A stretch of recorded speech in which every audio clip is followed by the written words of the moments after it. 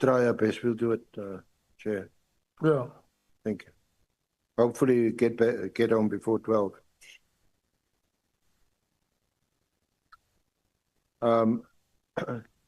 Chair, may I proceed? Yes, no, I have handed the reins over to you so that you can lead us. I believe this is the last round. Eh? Yeah. Sorry, General.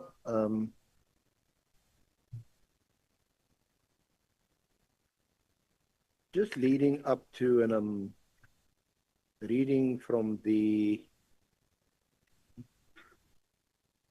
because you know, if I'm not putting things to you properly or fairly, then obviously you must just tell me, or you disagree. Because your understanding is that there was some kind of an agreement, and this is evident or evidenced from this action plan presented by Kumalo, and the dates are there, and they're all 23 March, and even so, you seem to say that you even indulge that by making it the 24th of April, a month later. But a cutoff date had been agreed. That seems to be what you're saying. But that what was approved by the National Commission. Okay. In his own words. Okay. So if I may just put to you what, because again, just on the objective facts, clearly the task team was not disestablished or discontinued or terminated at the end of March. It was not. It was also not disbanded by the 24th of April. That is correct. It was also not ever disbanded because the commissioner, as you now know, after you made a submission on the 12th of July for money, because you were now going to distribute the work of the political killings task team to the murder and robbery squad, and you, in other words, just another division or another section was going to continue with the same work. You made a written proposal, and that only afterwards, after I think you were, don't think you were officially suspended, but you were stay-at-home order. So that only came on the 27th of July. So that was refused. Mkhonazi had, however, made and Kumalo submission for additional funding for the task team until the end, until March 2026, and that was approved. So all that we know. And as we speak, we know the task team is still operating like they used to. You agree? Yes. Okay. So this is what General Masemola said prior to this meeting on 5 March. I appeared before the Parliamentary Portfolio Committee of Police for a briefing by the SAPS, amongst others, focusing on the challenges relating to crime intelligence and investigation against Major General Khan, the status of the PKTT, and details of an interview by the Provincial Commissioner of KZN during the 2025 Police Day. I think that was in January 28th. It was a virtual meeting, and then he says who was attendance, and you were also in attendance. During this session, Lieutenant General Mkhonazi made an allegation that the minister knew a gentleman by the name of Brown Mkhotsi. This is but one of the allegations made by Lieutenant General Mkhonazi at the meeting. Minister Nkunu denied knowing a gentleman by that name after the meeting, in a meeting where I was present together with Deputy Ministers Matali and Boshielo, and the minister repeated his denial regarding Brown Mkhotsi to me and the 2 deputy ministers. And this is the one I want to get to. On the 6th of March, I attended the ministerial meeting in Cape Town. In attendance at the meeting was the Minister, Deputy National Commissioners, Policing and Crime Detection, Lieutenant General Musikili and Lieutenant General Sibiya, Lieutenant General Kumalo, Chief of Staff in the Office of the Minister, Mr. Gabinde, Lieutenant General Sutumile, a Lieutenant Colonel, and me. In preparation for this meeting, Lieutenant General Kumalo prepared an updated presentation of the PKTT. After Lieutenant General Kumalo presented the briefing note to the Minister, the Deputy National Commissioner of Policing and I were in favor of the plan. But the Deputy National Commissioner of Crime Detection, Lieutenant General Sibiya, and the Chief of Staff of the Minister, Mr. Kabini, were against the plan. They were in favor of the immediate disbandment. The Minister's conduct in these meetings, and in general regarding the disbandment, was very concerning to me. I inquired from the Minister at the beginning of the meeting what was the reason and background for the decision to disband the PKTT. And then the Minister responded that the political killings took place pre-94, not after. During the meeting, the presentation of Lieutenant General Kumalo was partially accepted. The Minister was adamant and supported by Lieutenant General Sibiya and the Chief of Staff that the dockets had to be returned to the station of origin and not to another unit or structure in KZN. The Minister also made it clear that the phased-out approach or winding down of the disbandment of PKTT must be finalized during 2025. Nevertheless, and this is really the point I want to ask you about, because it seems to override this plan that was presented on 6th.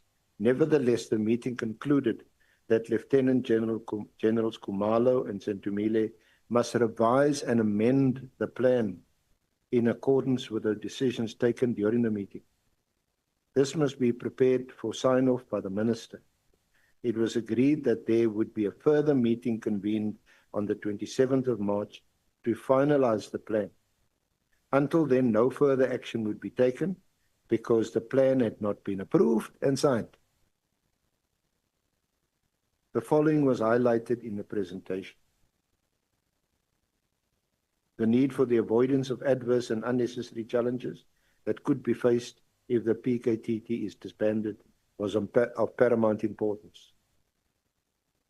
In this regard, the proposal that there be a phased-out approach to the disbandment along the lines set out in the preliminary report. 2, insofar as the 114 dockets were already on the court roll or before the court, the recommendation was that these 114 dockets remain with the current PKTT officers, both in KZN and the Eastern Cape, until finalization of the prosecution process, and thereafter there will be a gradual withdrawal of the remaining PKTT members until all cases are finalized. And then there was a proposal how the remaining members of the PKTT would have to have the following responsibilities. I'm not going to read that out. That's for the record. That's at paragraph 138 at page 44 of General Masamola's affidavit. Then the General reproduces this plan at paragraph 139, and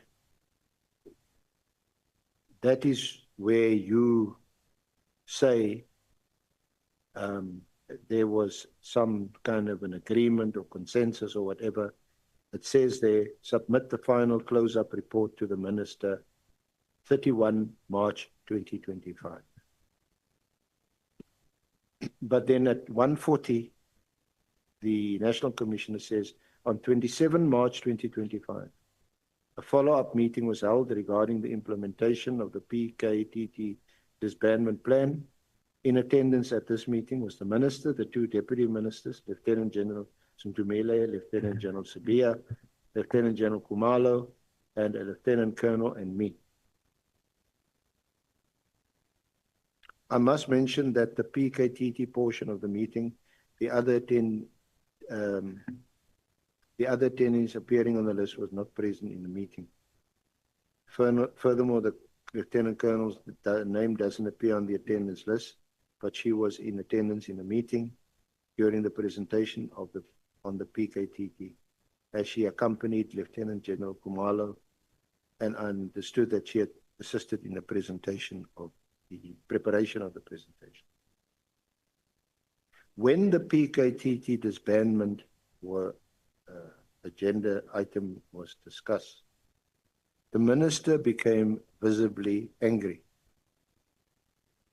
At this point, I, together with Lieutenant General Kumalo, was still proposing that the disbandment not be implemented, but if it was going to be implemented, that it be a gradual disbandment as proposed and agreed in the 6th of March 2025 meeting.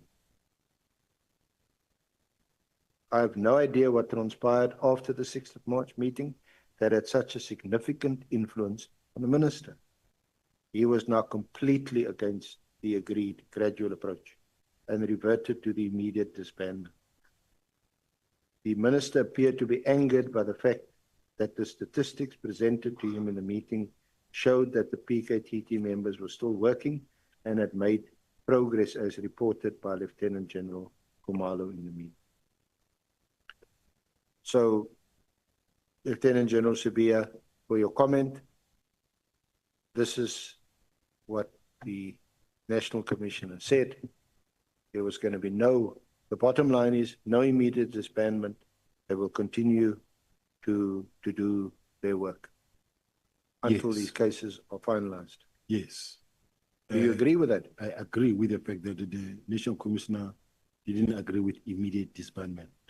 And he actually produced a plan that speaks to the phasing out approach. And that plan is that what was found. It's exactly what happened.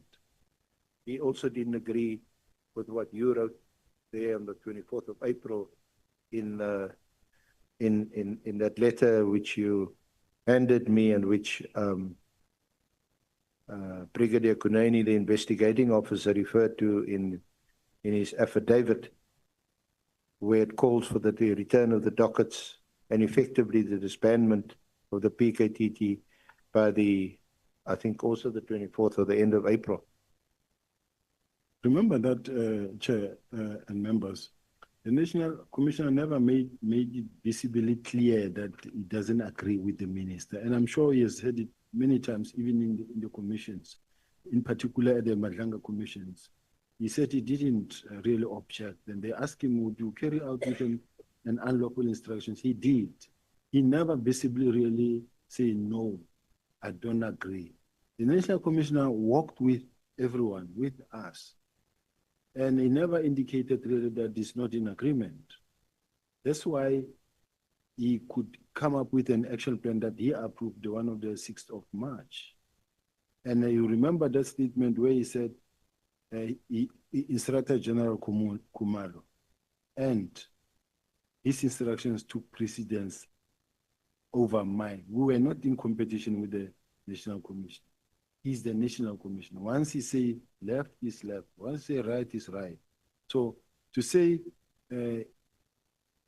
his instruction took precedence over mine.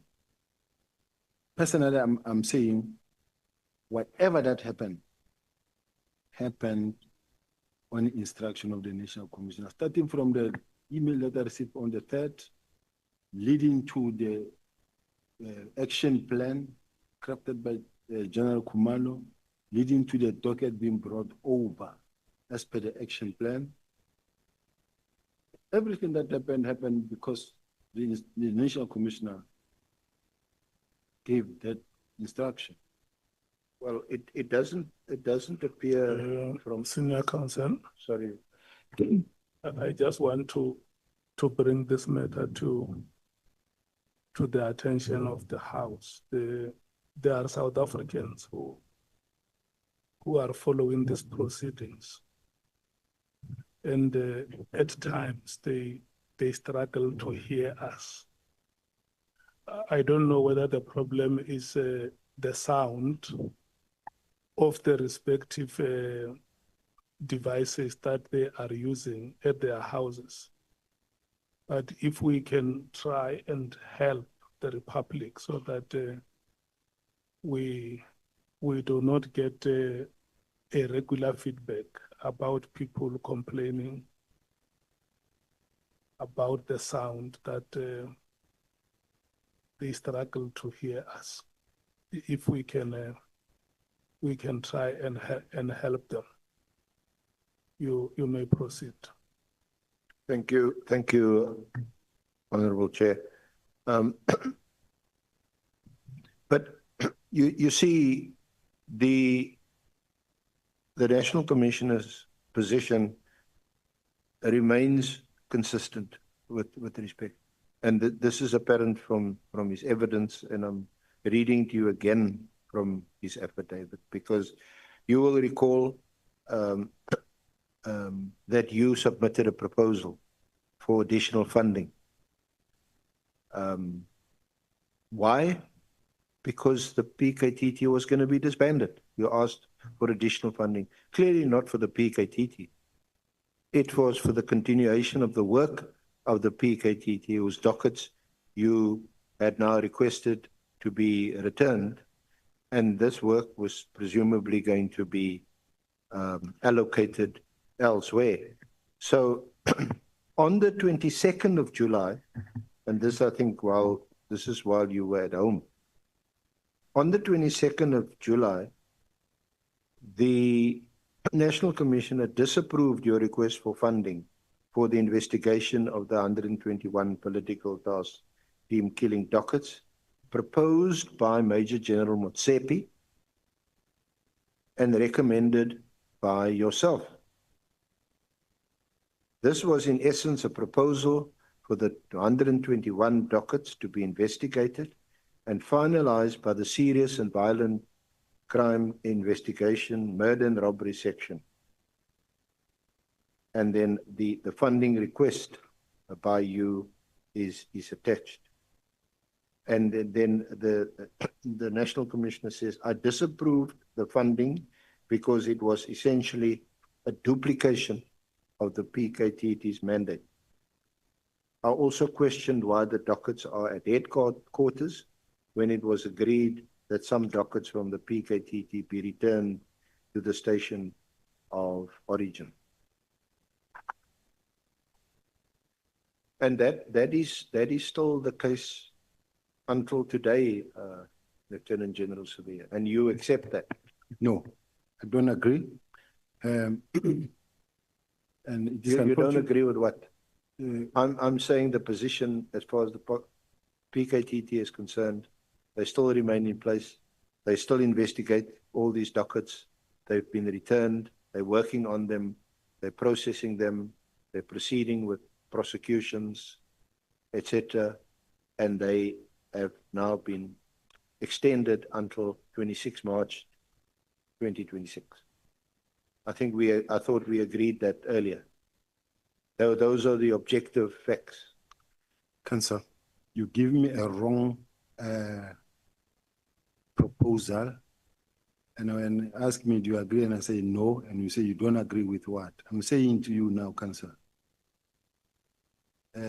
when the dockets were collected and were taken to General Mkhwanazi, he rejected. And when he rejected the docket, they informed, General Sintumule immediately informed the National Commission.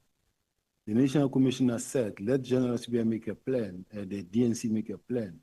Then they put a team together, and General Motsepe prepared a report and a request for a budget for the members to go down and carry on with these investigations. It's not a question of we were disbanding and then starting something new. We can't close a task team only to start another one. That was not the idea. And I'm sure we all agree that General Mkhwanazi did agree that he refused to accept the docket because he says he was not told how the docket left. When he found out how the docket left, he immediately said, no, I don't want them, let them go back to where they can take them to General Sibiya's office. And I also want to make sure that, because Council, there's somewhere where I wanted to highlight that General Mkhwanazi did, in his statement, where he made a statement here and at Madlanga, where there is a contradiction, because at one moment he said he spoke to General Kumalo and asked General, or he was informed by General Kumalo as to what happened, why the dockets there. The first time he got to know about the fact that the docket I had to do, he said is when he got a call from General Sintumu. And the second time around, he says, no, there was a case management plan or discussion in KZN, and there's a colonel who told him that no, the dockets are at head office. So he gave two contradictory statements. So I just want to...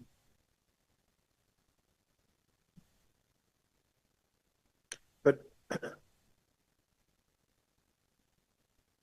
General Sibiya, with respect, Yes, Council. the fact that Lieutenant General Mkhwanazi refused to accept the dockets is neither here nor there. He never had the documents in his possession or under his control. The person who was responsible for the dockets was the project team leader, and that is Brigadier General Kumalo. So when the dockets are returned to General Mkhwanazi, he says, oh, why are you bringing it to me? I've never had these dockets. What must I do the dockets? So I would submit to you with respect that that's neither here nor there, that he refused to take the dockets back. Surely, and that's also what he said in his evidence. No, just to round it off, that these dockets must be returned in the way they were taken away in the first place. No, Chair. Let us look at this thing for what it is. The dockets were taken to General Sintumule, who is the Divisional Commissioner of Detectives, who is the custodian of these dockets, called General Mkopozi, who is the Deputy Provincial Commissioner for Crime Detection, that I'm bringing this docket down there.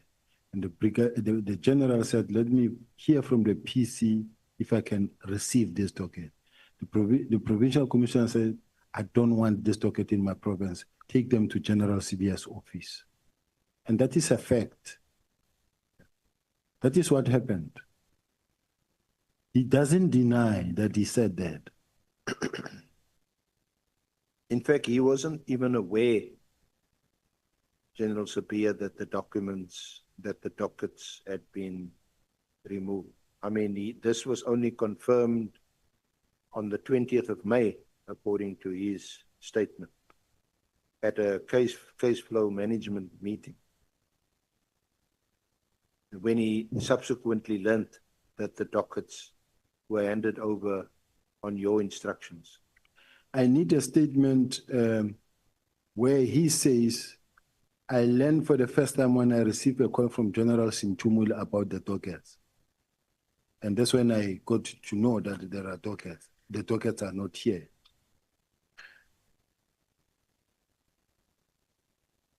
He gave two versions, different versions. And those two different versions cannot be mixed.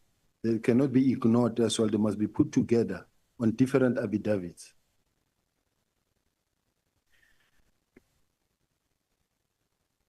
General Sibiya, I'm submitting to you that we will be here even longer if we must dwell on this issue.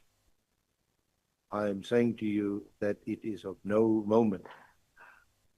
What we were discussing was whether or not the directive of the minister on the 31st of December to disestablish the task team immediately whether that was ever implemented. It clearly appears to be the case from our interaction, from our discussion, from what I've put to you, from what you've put to the honourable members before this committee, that that was not the case. It was never implemented immediately. There were differences. Maybe we can leave it at that. There were differences with this plan.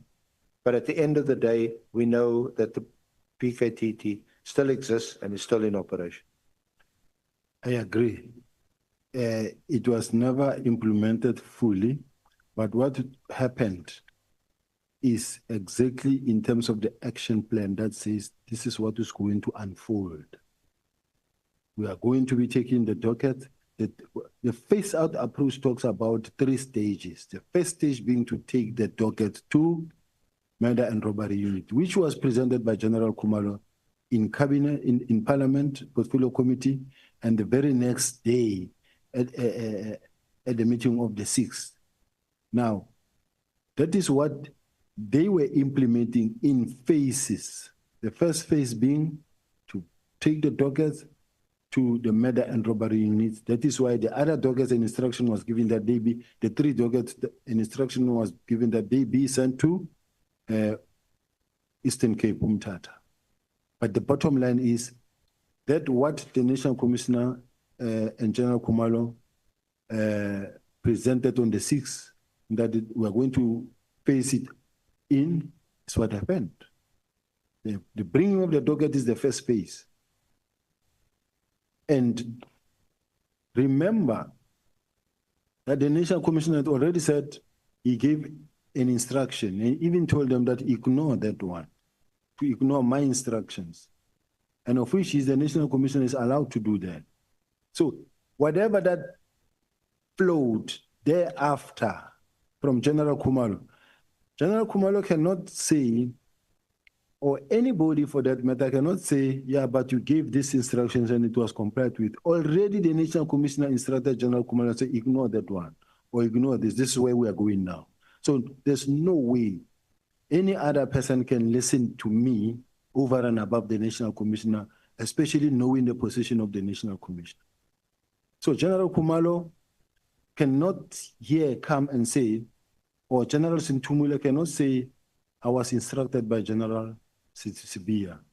The bottom line is, the National Commissioner said, Khumalo, do this. And that is the report that was presented before the minister. That includes the phase-out approach. Now, when we talk about the phase-out approach, this is what the National Commissioner said, we are going to do it in terms of the phase-out approach. Now, the phase-out approach, let's spell it out. The first phase is bringing the dockets that are under investigation. The second phase means the dockets that are in court for decision and in between. The third phase being the court dockets that had to now be carrying on until their finalization.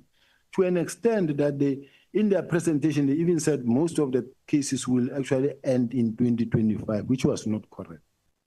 We're almost towards the end of 2025 and they are far from being over. These are court dockets. You cannot say they will all end in 2025. But of importance is the fact that the first phase says to deliver the dockets to murder and robbery where they belong. Can we perhaps look at a few aspects that's a bit more favorable to you? Well, everything should be favorable. At paragraph 85 of your statement on page 27. 27. Yeah.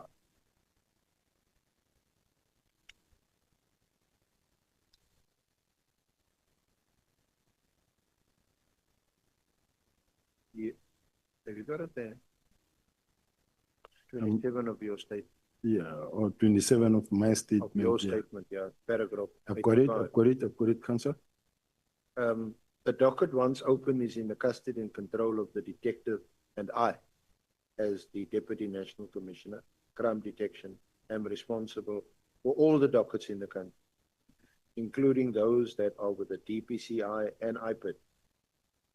All dockets in the country at all police stations fall under your responsibility. And I want to reference, if I can go to the information note at page 60 of the core bundle.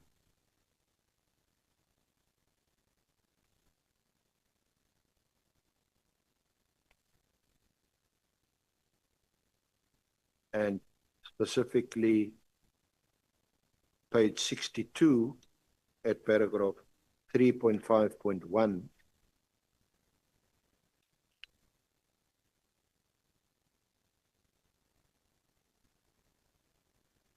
Maybe you can read 3.5.1a.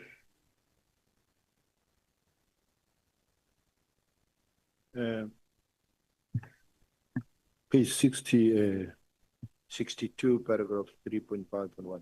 yeah.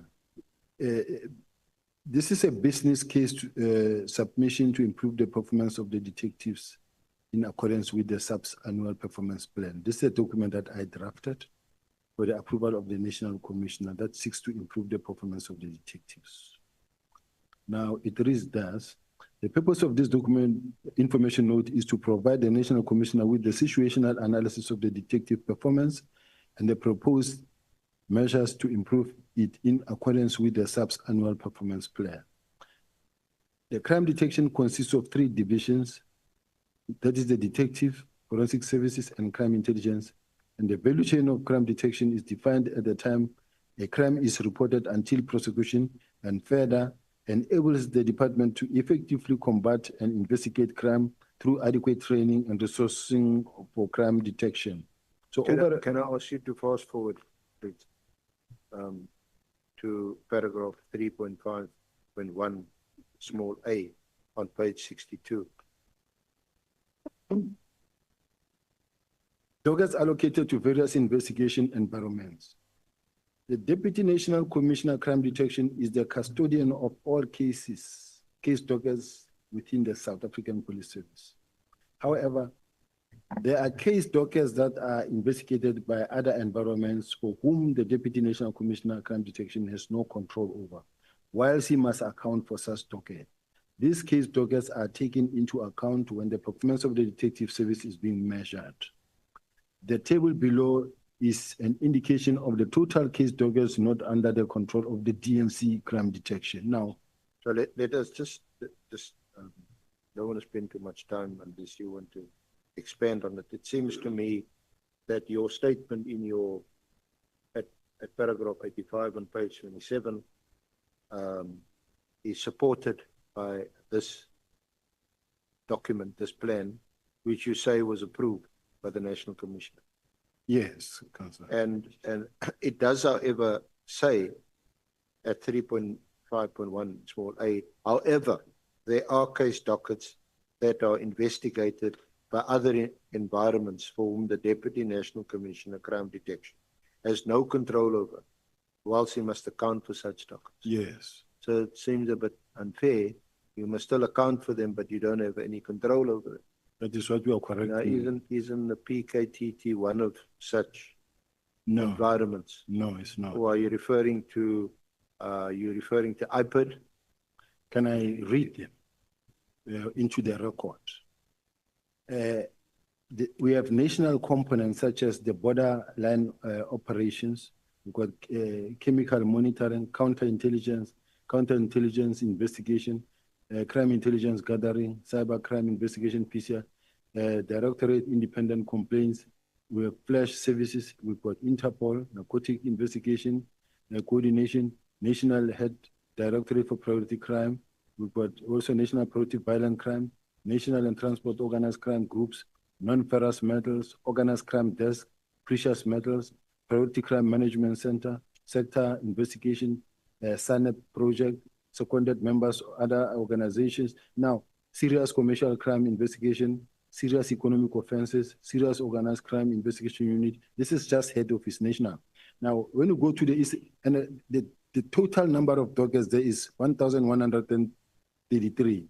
So those dockets are the dockets that are somewhere at head office, but not under the detectives. I need to know where are those dockets because the system says it's still open. In the Eastern Cape, we've got 2,305 case dockets that are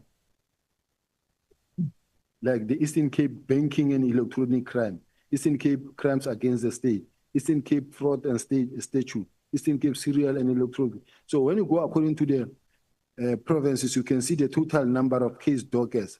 Now these dockets are all over the country, and when you look at and you concentrate and you go further, you will see that the same as for the case dockets being investigated by the Independent Police Directorate, IP, these case dockets are also taken into account when the performance of the detective is being measured. But neither the Deputy National Commissioner of Crime Detection, the Provincial Commissioner, or the Deputy Provincial Commissioner of Crime Detection has any control over these dockets. Currently, there are 26,795 case dockets under the investigation of IP. In other words, there are these dockets that are at IPIT.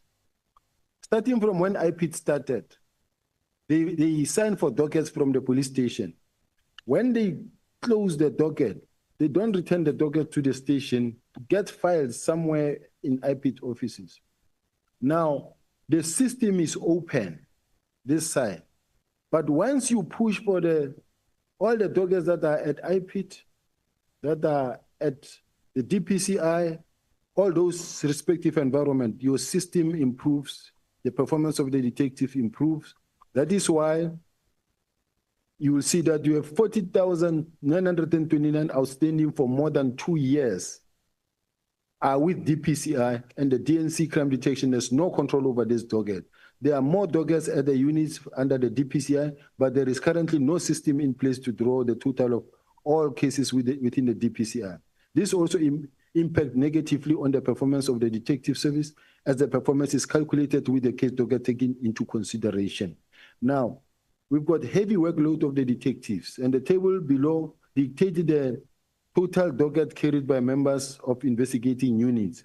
Now, when you look at the members, we've got 184,935 case dockets, and you look at the total case docket, members who are carrying between 1 and 50 dockets. We have 2,651 members who are carrying between 1 to 50. Members who are carrying 50 to 100 dockets, we've got 648 in the country. Members who are, no, this is the Eastern Cape alone. 101 to 200 cases is 450. Those that are carrying between 200 and 300 cases on hand, and one person carrying between 200 and 300 cases, you find that you've got 118 members. Now you've got members that are carrying 500 to 600 dockets, one person, we've got 7. And then those that are carrying 601 and more is 4. And then we've got a specific number, I've got a name here in Umtata, who's got the highest workload of 685. I don't know the situation. So General, just to interrupt you there, sorry. There were then ultimately recommendations of how to improve the performance of the detective service, isn't it? And that you'll find at page 84. There were these recommendations that were made, and they were approved by the Divisional Commander, Detective and Forensic Services, HK Sentumele, on the 20th of February 2024.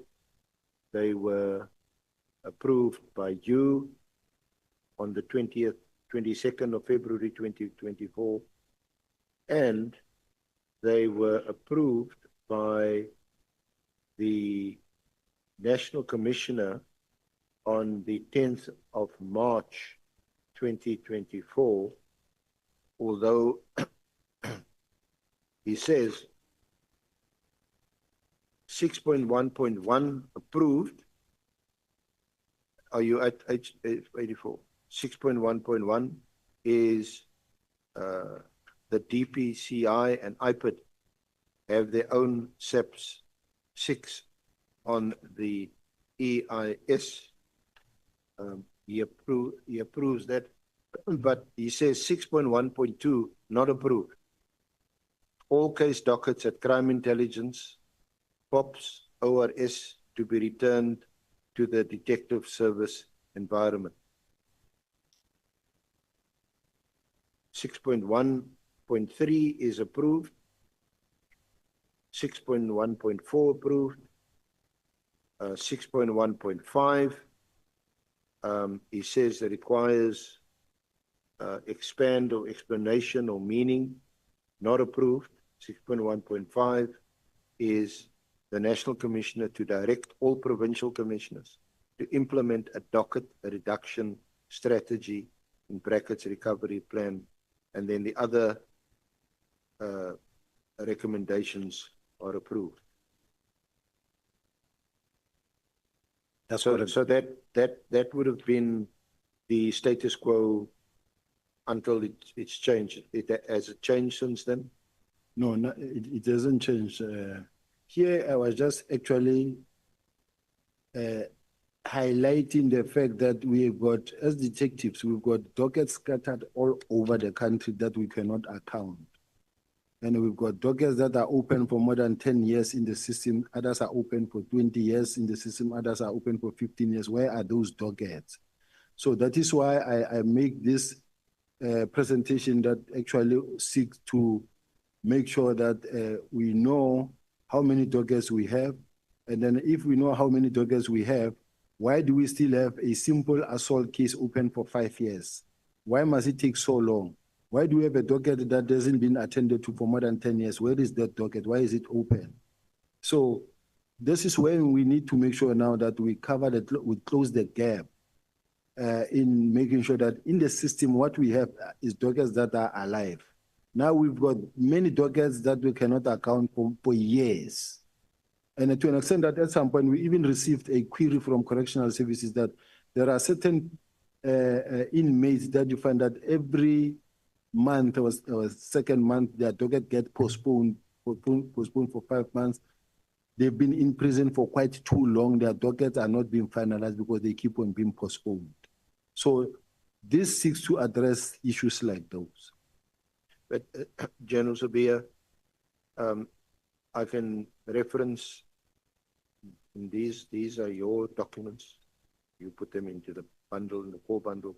At 87 and 88, you address the issue of poor performance of the detective service. So it's all commendable. You even address IPID.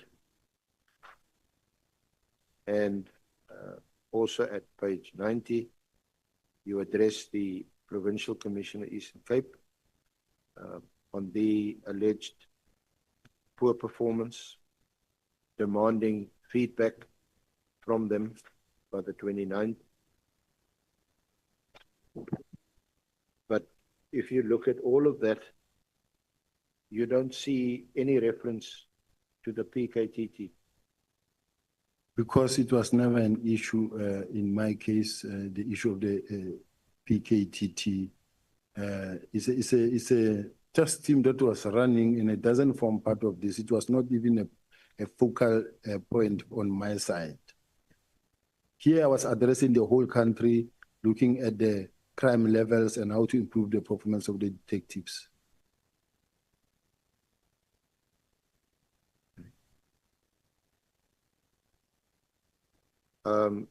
The other document, there was reference to it, but we also know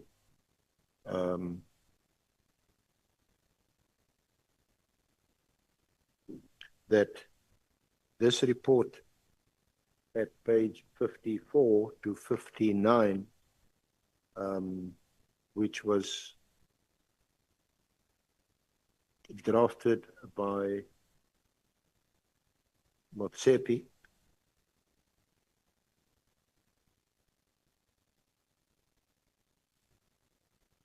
that was after the July 2025 briefing. And his conclusion is that at page 59, where at paragraph 3.18, he comments that the disbandment of the political task team is partially disbanded as they still carry dockets to court and dockets which are sent to and from senior public prosecutor. Conclusion. The statement of the Provincial Commissioner of KwaZulu-Natal during the media briefing is incorrect, that the dockets are gathering dust in the office of the Deputy National Commissioner, Crime Detection, because the team were analyzing and inspecting the dockets, and extra funding is requested from the Office of Chief Financial Officer to finalize the investigations in order to render service delivery and justice to the deceased families, as the investigators are expected to conduct the investigation in KwaZulu-Natal, and the budget of Division Detective and Forensic Services cannot cover investigation-related expenses. That was the Motsepe report, Yes, that is the. which I read to you earlier, which the National Commissioner said he disapproved of. He didn't agree. Yes. But again, as I said, you know, these are the kind of things that happen, which seem to support your approach to how the matter should be handled, how the PKTT dockets saga should be handled. Council, on the when this report that you call a Motsepe report was crafted or was drafted, it was after the press briefing by the Provincial Commission on the 6th of July. Now, we needed to make sure that there was a report as they conducted an inspection.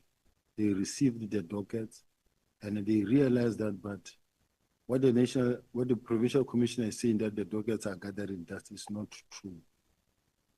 And then they conducted, because they had conducted an inspection on all these dockets. He said they are not being attended to. And if I can refer the Honorable Chair and members to the page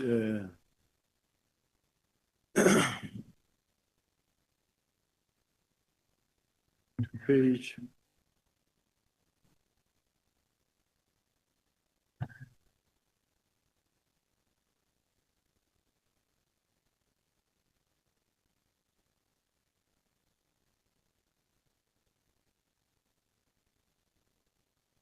2. It starts now on the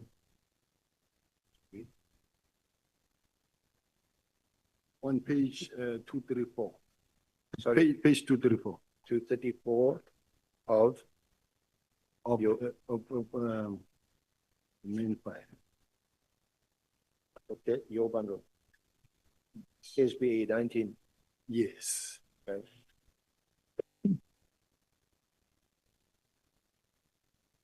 It is important to take the members through this document. This is the 121 dockets spoken about. Progress report on political killing cases.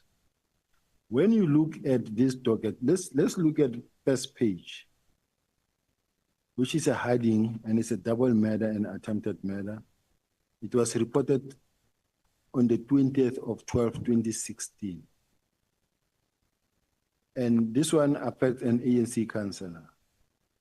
The last time it was, last day of investigation date, it was on the 2023-03-24. So in order to assist the honorable members on how to go through this document, you can see it has got 1, 2, 3, 4, 5, 6 columns. Now, when you look at 1, 2, 3, the fourth column, and you see the date on which this matter, the last day of investigation, you will realize that as you continue to page. Okay, so just to contextualize, this is an analysis of the dockets that were handed over from page 234 to 300, SB 19. Yes. So who prepared or who did this analysis? You didn't do it yourself. No, I've never You've been actually involved never in the physically had any of the dockets. I've never You've seen never any opened docket. any of these. Never dockets. opened, never seen anything, you- never reached my office You just got this report. from the team. Now, when you look at this docket, and let me hasten to also mention that all these dockets are KZN dockets, plus maybe the last three of Umtata, the three, to make 121. No Gauteng matter is here, no Katiso Molefe, no Ket Matlala here. These are all KZN, those dockets that were handed over. So now when you go, you will see that, let's say, two, Mpopomeni, it's a double matter. And it's not political related, this one. It is just a matter where the deceased was shot while sleeping in their house. So we also have, you look at number 3, Denauza. At Denauza, it's a house robbery and theft. It is not politically related as well, as you can see. And then even when you page, or you look at the last date of investigation, you go to Wanongoma, robbery, waiting with a firearm. The last day of investigation was the 15th of 12/2024, and it's taxi related. And then look at the Muden, it's murder that was opened in 2021. The last day of investigation was 2022-02-24, and it's a traditional leader case. Now, this is one of the dockets where you've heard General Mkwanazi saying that some of the dockets were at the stage of arrest. Here, the situation is charge of pointing of firearm is outstanding, J50 to be signed, arrest second suspect, Begin Zita, or so-and-so, place the docket on court roll. Now, it does not necessarily mean that it was really ready to just go and arrest, because you still have to take it to the prosecutor to sign the J50 warrant of arrest. But since this docket will be seen for the first time by a new investigator who will have to acclimatize, study the dockets, consult with the prosecutor, then act on it. But without wasting time on this docket, if you keep on opening like this at number 7, you will see that the last date here is 2020-03-30. The docket were not gathering dust in my office for 3 months when this docket was not attended to since 2020. It was never opened. So can we just summarize the point of wanting to show this to the honorable? I really want to members? summarize, Council, but I must also say that this is the crux of the 121 dockets that were taken to head office gathering dust. Now it Yes, is one is, not all of them are political killings. not all of them are political killings. Some are drugs related. Some are just traditional land Taxi related violence, cases. drug related, Taxi violence. leaders. Yes. So it's a whole range of things which come up ordinarily in the, or there's nothing specific, nothing special about it. But of importance, let's go to 237. I just want to demonstrate at the goal where we say in Umlazi, in Escort, in Thornville. This docket of Umlazi, the last day of investigation is 2023-08-16. That's when an entry was made in that docket. It was already gathering dust, not being attended to. When you look at Escort 1, 2019-07-21, the last day when this docket was open. 2021-06, Thornville. Now you go on and on the whole list as you go paging, you will see that these dockets were really not being attended to. This 121 docket that is much being spoken about, no, they were dead already, put in a corner, not being attended to. There was no agency here. Even when you, even I'm saying to this committee, they can call for those dockets and even call General Motsebe to say, all right, let's see that the press briefing was General Mkwanazi telling the truth to the nation, or was he misleading the nation when he was saying the docket of the political dust team have been called by General Sibiya, they're sitting in his office, gathering dust in his office, making the country angry with lies. Here are the dockets, and I'm still saying this ad hoc committee can call for those dockets just to demonstrate, because they are there. We also have copies of this type of docket. If you go paging through step by step, you will see that this docket, it doesn't matter which page you choose. You go, let's say I went to 250, now you can see 2021-09-06. That was the last date of writing in this case docket. So all I want to say, honorable members, let's go to 279. The last, this one is 2018-12-2026. 2018. Now, you go the one above is 2022-06-01, 11. So I'm just demonstrating to this house that there's nothing like the dockets were gathering dust is General Sibiya's office not being attended to. Let us be fair to the process and let us tell the people of South Africa the truth. So you deal with this at page 31, paragraphs 101 to 103 of your statement. Page 31, paragraphs 101 to 103.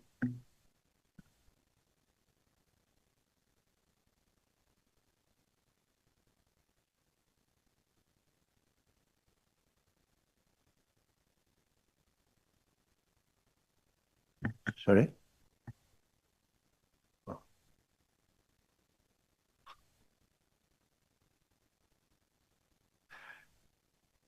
Honorable Have you Ngcobo. got the general? Go to page 31. It's 31. There's a subheading there, status of the. May we please take Honorable Ngcobo? Chair, thank you. I don't want the general to leave us confused. For example, he has made an example of the docket number 5 model, where it says outstanding. The prosecutor must sign the J50 to be signed. Then the next step is arrest. So my understanding of this, which is reflected in the report, is that there was an imminent arrest here. But we continuously get confused because the general keeps on saying, this does not mean that really there was going to be an arrest, sorry. So we are getting confused in the, from that angle. We don't understand. Thank you, Chair. Chair, if Muden, this docket, the last time it was opened, it is 2022-08-24. That is on the 24th of August, 2022. And the status says J50 to be signed. From 2022 to 2025, why didn't they arrest this person? Where was the docket? Yes, it is there in the docket. But from 2022 today to when the dockets were handed over, why would you want to blame 3 months over 3 years? 3 years the docket were with you, you didn't arrest. For 3 months the docket are at head office, and after you rejected them after all, then you say you address the nation and you say docket are taken by General Sibiya, they are at head office, they are gathering dust, when you rejected them first time around. It's not fair. And I wish the nation can also register that point that they were misled. Chair, I'm satisfied with that, Chair. So- Thank you.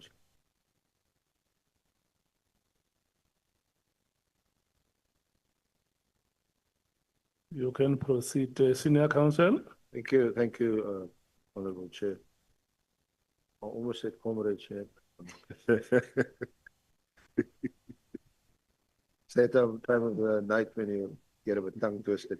But you dealt with this, General Sibiya, at 101, 102, and at 103, perhaps you want to read that concluding paragraph on page 32, 103. Can I read from 101? Yes. There's a hand behind. Before you read, let's take the hand of Honorable Skosana. Thank you, Chair. You know, the evidence leader was saying he apologized, but we didn't hear him well because he was not on the mic. Can you please clarify exactly that? Thank you. He apologizes for what? Saying he apologized too, but we could not hear him well because he was talking, you know, not on the mic. Oh, there was not. I'm saying, what was he saying? Because he was talking somewhere on the corner there. Thank you. Okay. You know, sometimes when we have moments like this, I'm going to ask honorable members to stretch their arms. Those light exercises.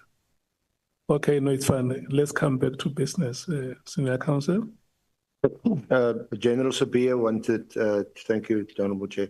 He wanted to read paragraphs 101, 102, and 103 into the record. It's page 31 and 32 of his statement. I just want to say, honorable members and Chair, Lieutenant General Mkhwanazi said during his press briefing that the dockets were taken to head office, to General Sibiya's office, and that the dockets were gathered in dust in his office, in my office. He further said that some of the investigations were nearing an arrest stage. I just demonstrated that they were never in my office and they were never gathered in dust, and he rejected them.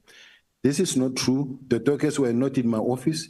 It was provided with a report on the status of investigation of the dockets, and the reports on the dockets was prepared by General Motsepe, who I would suggest that the honorable, this committee, ad hoc committee, should in fact really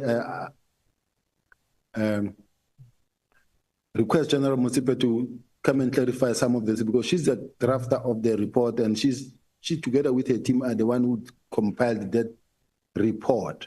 But of importance, I want to say it appeared from the report that some of the dockets were last looked at 5 years ago and some 4 years ago.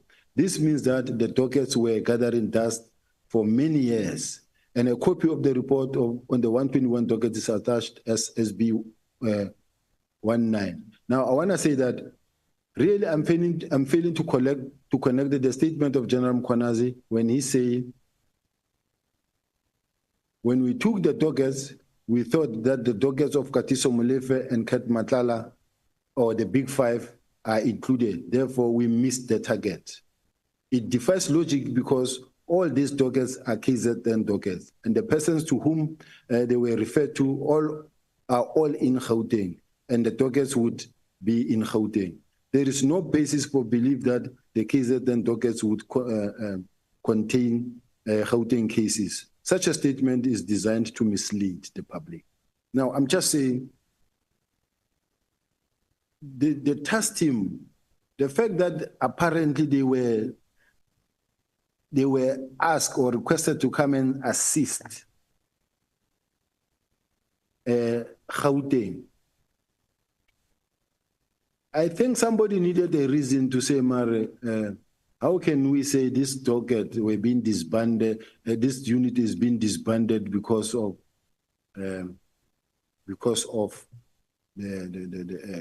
these matters of the Big Five? No.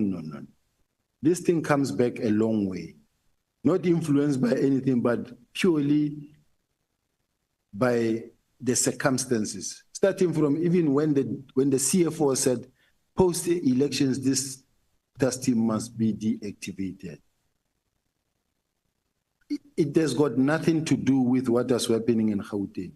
Now, when you say it is because of what was happening in Gauteng on the Katiso Molefe or Ket Matala, the Provincial Commissioner of KZN says in his address, there was a white man by the name of Mr. Swart who was arrested in Vereeniging, who works for QTEX. And I want to commend the people of the members of Gauteng, because when the KZN team came or arrived, they had already effected arrest before his arrival. They have arrested. In fact, they were arrested same day by members by the Metro. Then he says, let me pause. But I want to know, what did General Sibiya do there? I played no role. I didn't know about the matter.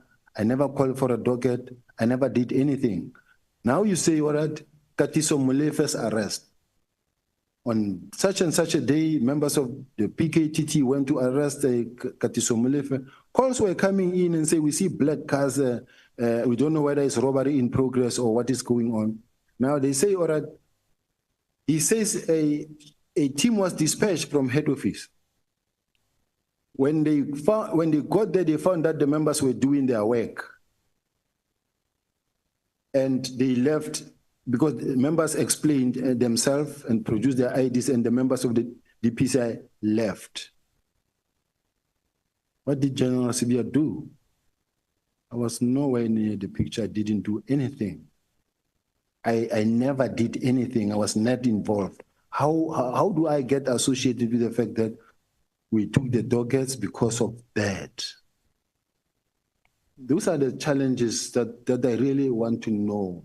Why, even if someone hates you, but don't lie to the public. Let's go. Can I assist you and refer you to pages 23 and 24 to the top of 25, where you deal with the operations of the PKTT and the alleged involvement of organized crime. You deal with it from paragraph 68 through to 75.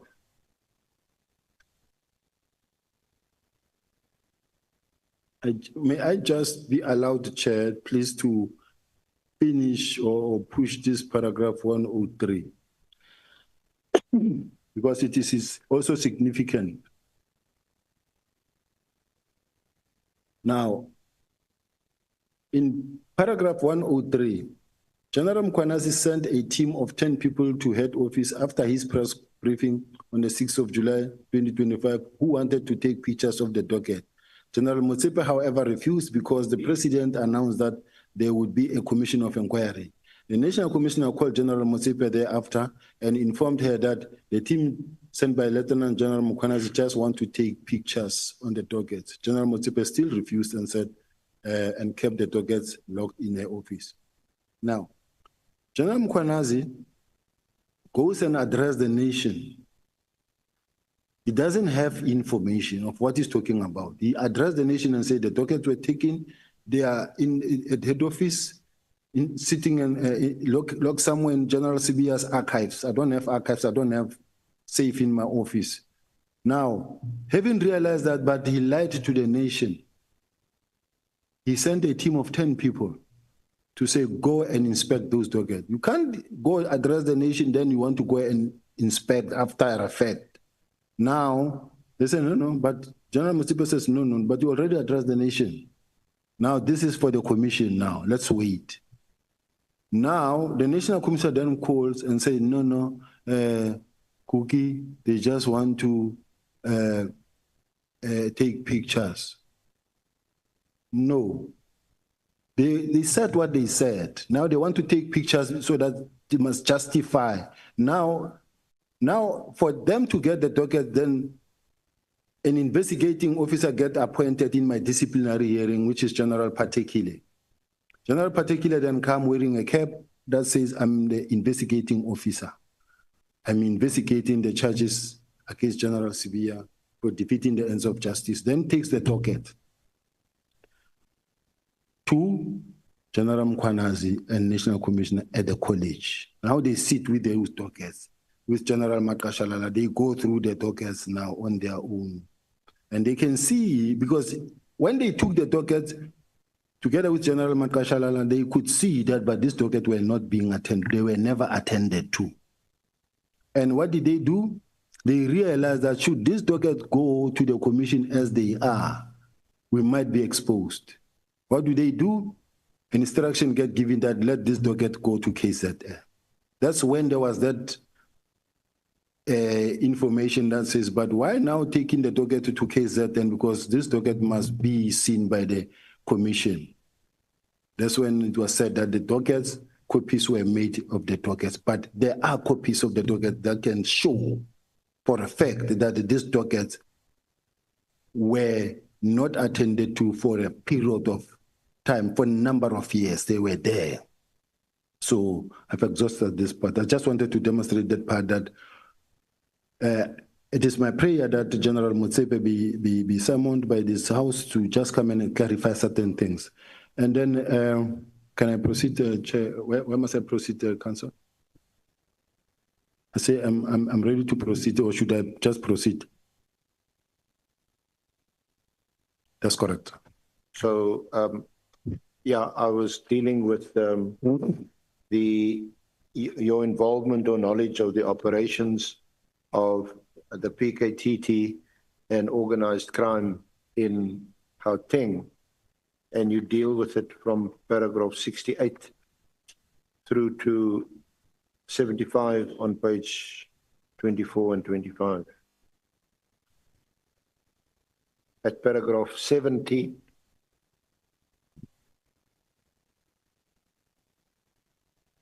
or let's start at 69, you say, the investigations referred to in Gauteng were headed by Brigadier Kopani of the Organized Crime Unit, who reports to Major General Khumalo, who is the Deputy Provincial Commissioner, Crime Detection. I was aware that Lieutenant General Khumalo of the PKTT was also part of the investigating team, but the investigations were headed by organized crime. Chair, please assist me to get the page. Where? Page 23 of your statement. Page 23.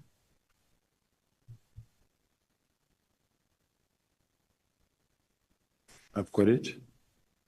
Okay, so I was just reading back paragraph 69. You want me to repeat it? Yes, the investigations referred to in Gauteng were headed by Brigadier Kopani of the Organized Crime Unit, who reports to Major General Khumalo, who is the Deputy Provincial Commissioner, Crime Detection. I was aware that Lieutenant General Khumalo of the PKTT was also part of the investigating team, but the investigation were headed by organized crime. Now, so you can read the next paragraph too? I was not aware that the Gauteng Organized Crime Unit made a request to the PKTT for assistance to investigate and dismantle the organized crime syndicate operating in their country, and which is said to be controlled in Gauteng province. I was also not aware that Lieutenant General Mkhwanazi deployed members of the PKTT to support the Gauteng Organized Crime Unit. Now, personally, members, I want to believe that this thing of saying we are sending PKTT to assist members in Gauteng of the cartel against the cartels that is operating in Gauteng, it's not true. It's not correct. Not true completely. What is happening here, it is something that was actually planned, carefully planned, to be able to fight to fight and defy the instruction of disbandment of the PKTT, because these cases were really running. The case of Swar, Mr. Swar, was resolved already. The case of that involved maybe Katiso Molefe, it was well under investigation, and it was running, and there was no interference from my part, at least that says do this or don't do this from my side at all. Now, to say now we know that the reason for the disbandment of the PKTT is because of there was this connection with the drug cartel. And yet, when you look at all the cases that are here are KZN cases. Nothing to do with Gauteng. Now you just say, no, we received this request to go and assist. The process started long time ago of disbandment. It started long time ago. It didn't start because of these cases, these two cases. If the reason why was to protect those ones, I think they would have done with these cases a long time ago and not even bring all the cases, the 121 dockets and disband the whole task team just because of those two cases. I don't think it's fair or it's correct. It can't be correct. It's not true. So as far as I'm concerned, somebody needed a reason to be able to fight back and push back on this thing. So you said paragraph 72, I also do not know who authorized the operation between organized crime and members of PKTT. Yes, because at some point, the PC of Gauteng didn't know. And then you will hear different explanations where General Mukwanazi said, we received from organized crime. And then I heard him also saying that, no, it so happened that they were working with General Kumalo of crime intelligence, and when they realized that there are cartels, then it became a counterintelligence matter under General Kumalo. And then as a result, it became a counterintelligence measure under General Kumalo. And then that's when they come in, and then because he requested assistance back home in KZN. And then that's how they got in. Now, when they came in there, they say, when we realized that this team is running around, they are conducting investigation. And then that's when we disbanded and we missed the target because we thought that those dockets are part of the 121 dockets. No, it's not correct. Okay. And the arrest of Mr. Katiso Molefe, were you aware of that? Were you involved in that at all? I was not aware at all, and I was not involved. I don't even know the facts, the detailed facts of the case.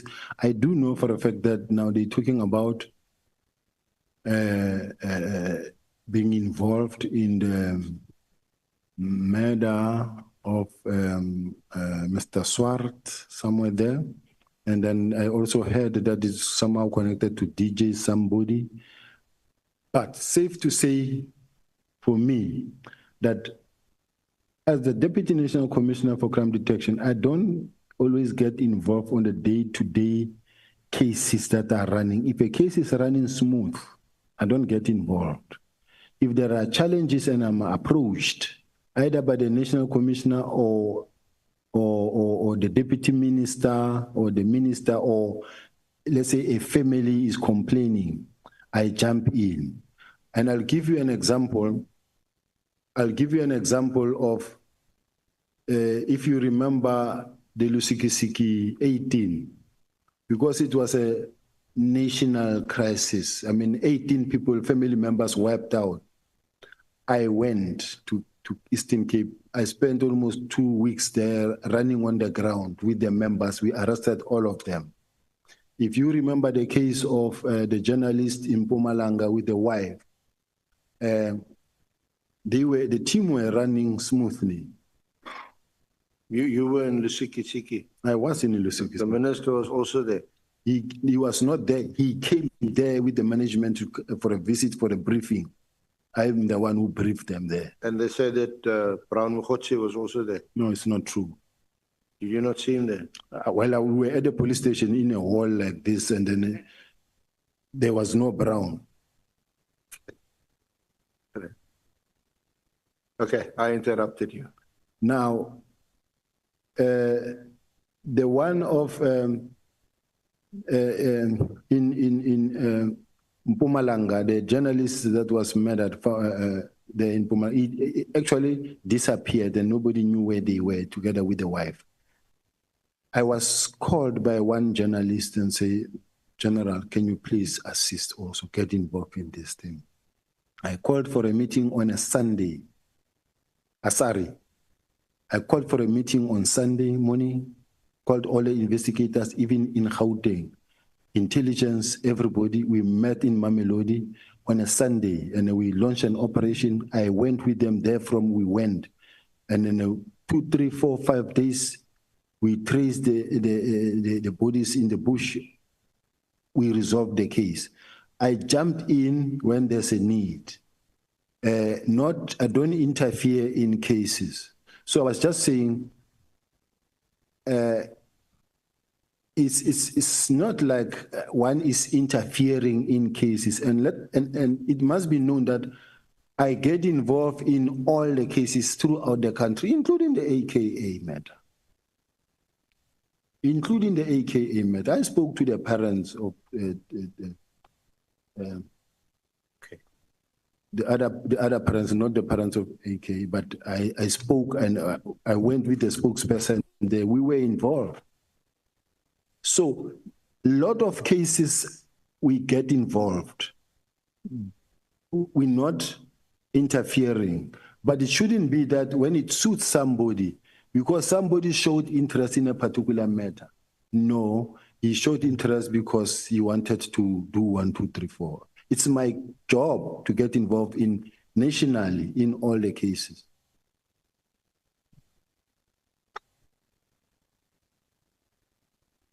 So is it your evidence that the disbandment of the PKTT, or the attempt to have it disbanded, because we know as a fact it hasn't been disbanded,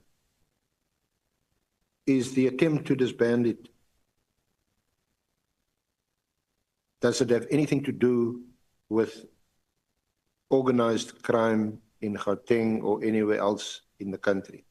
Not at all. Is there anything that appears from the Molefe report on what is contained in the docket or referred to in any of the dockets? Does it relate to or link up with organized crime in Gauteng?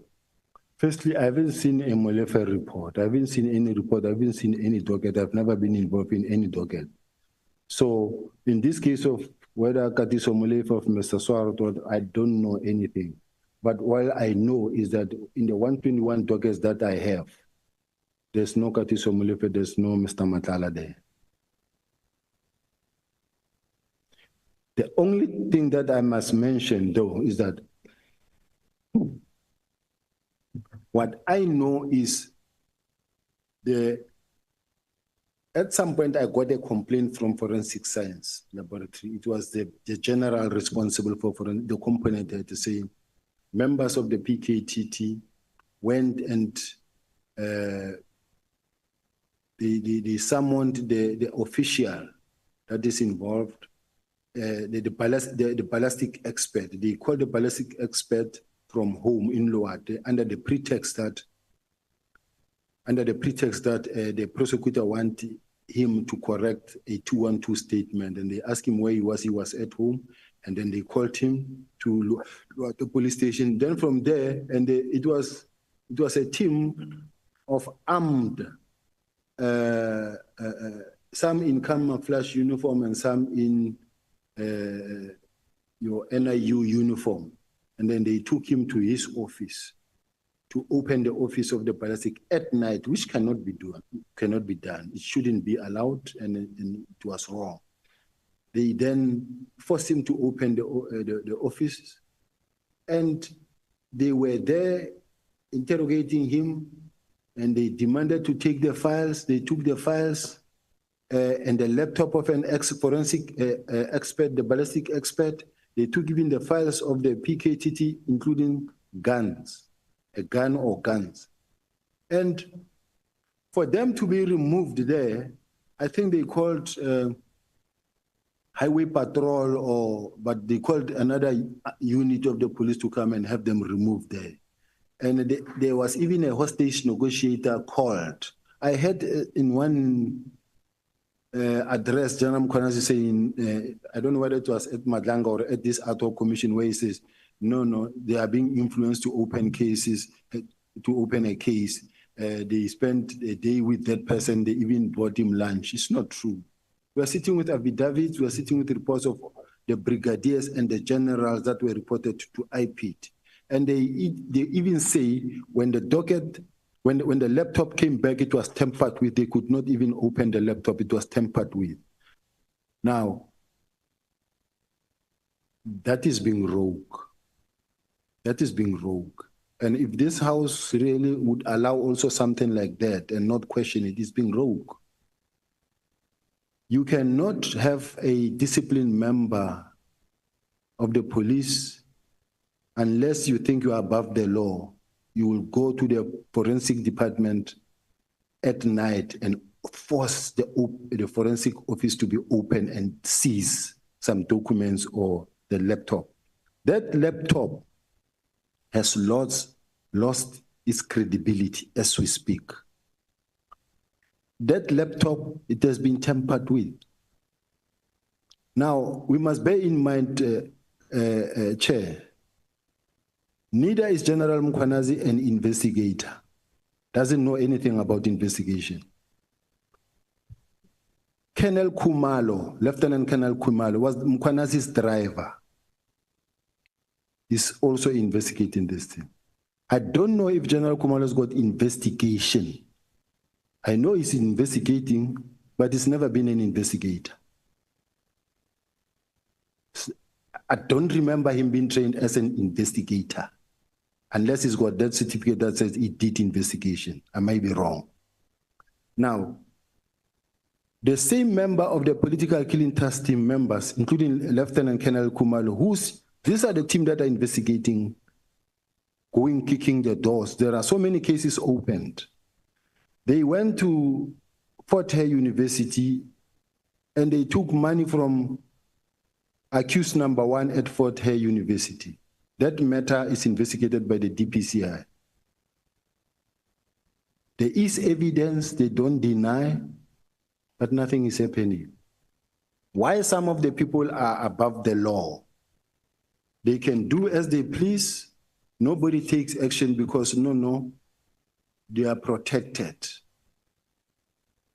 We need to know how many cases were opened against these political killing trust team members. They are there. No action is being taken because there are some powerful individuals that cannot be questioned. It's wrong. The country shouldn't allow this. They are here, they are operating, but yet they are suspects. No. Can I ask whether, or what your thoughts are on whether Lieutenant General Khumalo can be your head of crime intelligence and serve as the head or the leader of the political killing task team? It is very wrong. Why is it wrong? You cannot start from you being a brigadier at a lower level, major general, lieutenant general. You are still in charge of the political killing task team. The function of crime intelligence is to gather, collect, collate, analyze, and support the investigative capacities. You are crime intelligence. This country is suffering already in terms of intelligence. There's no intelligence in this country. Yes, they are doing a good job on the ground to a certain extent, but we are sitting with, tell me, who are the people that are killing the children in Hanover Park, El Dorado Park, the kingpins, the people that are behind? Who are the suppliers of the drugs, and all the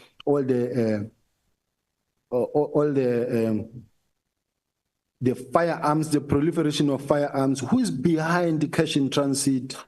Where do they cook these drugs? The clandestine laboratories.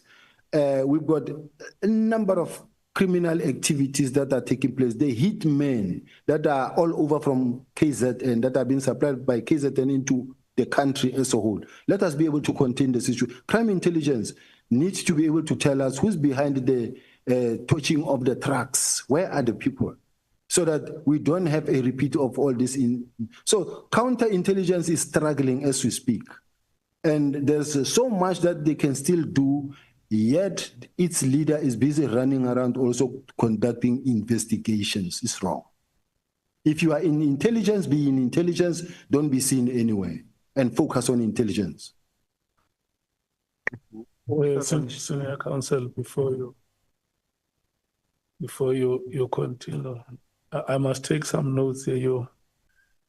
General, you mentioned names of your colleagues who you say they went to collect money from a suspect. Yes, they did. Hotel in Fort Hare. In Fort Hare, accused number one, hotels were paid for them. They were bought clothes. They were rented vehicles, and the money was deposited into their bank account. I'm saying something that exists, that is there. And who did you say are those colleagues of yours? PKTT members. And I listened to when Judge Madlanga was asking the national. I don't want you to elaborate. It's just a clarity seeking. So in my record, I must just say PKTT members. Yes, I can mention names if there's a need, but in this case, I'm quite sure about what I'm talking about. These are the same members who went and kicked the doors at forensic and seized their laptop. These are not trained detectives. How many are those members? Because it's like you are reluctant to give. How many are those members that you implicate in this bribery? I have statements, I have reports, but they may be between 6 and 10. Okay. And then the last, did I hear you properly when you say there is no crime intelligence in this country?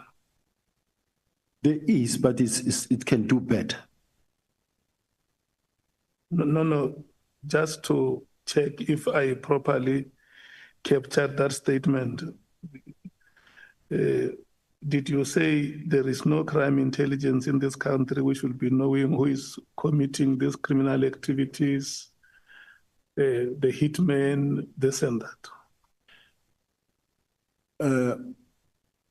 Chair, many of the operations that we see happening, like Operation Transit, they are there. They give information, but there's still a lot that can improve or where we are not winning the fight at all.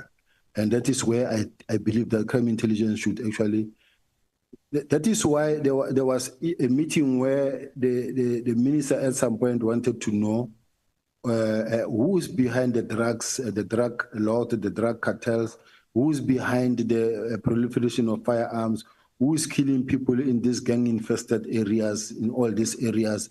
We need that kind of intelligence. Who are the kingpins behind the extortions? So essentially, even if you may not repeat that statement, you are just saying that where you stand, you are unhappy with the progress that is being made. Yes. Okay, yeah. I think I just wanted to understand that, but I see there are two honorable members who have, or three. It will be Honorable Skosana, Honorable James, Honorable Ngola, in that order. Thank you, Chair, once again. I think the clarity is not yet clear from the General, because what I've noted as well is that the General said there's no crime intelligence in this country. Now, I just want to capture, because I don't want to, when we start tomorrow, then it's like we are misleading the witness on the day. So this clarity, it doesn't come up clean, General. I think when you said there's no crime intelligence, do you really mean that there's no crime intelligence in the country, or something else? Was what you said on record is that in this country there's no crime intelligence? I thank you, Chair. Look, Chair, Literally speaking, I don't say there is no crime intelligence. They don't exist. They exist, but there has been instances even where Janam Kwanas himself is saying that in KZN then there's no crime intelligence really that is giving satisfactory performance there because you have a lot that is going on. There were instances where you find that there is cash in transit, sometimes 2, 3, 4 times in a day, even in the Eastern Cape. Yes, now we say we need crime intelligence that will immediately after crime has been committed. That day, that week, we need to already know who's involved. This is the crime intelligence that we are looking for. That is proactive. Many a times that will know things before they happen sometimes because they've got informers on the ground, they will know what is going on. I don't necessarily mean that there is no crime intelligence. And if this is what it meant or how it was understood, Chair, let me withdraw it now at this point in time.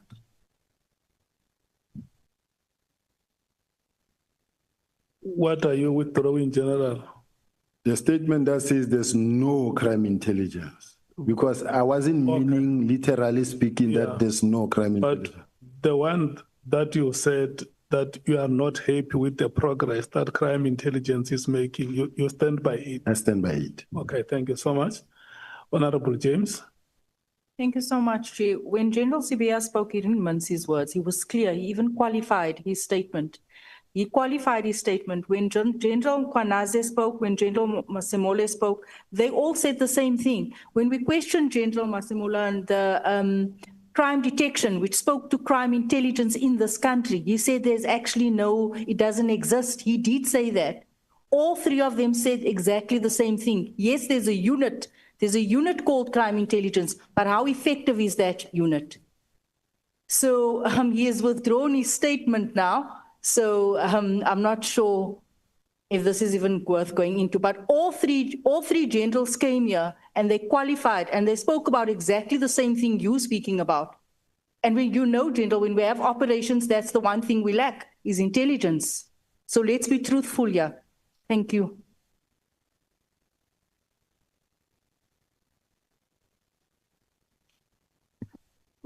So, Honorable James, you want him to restate?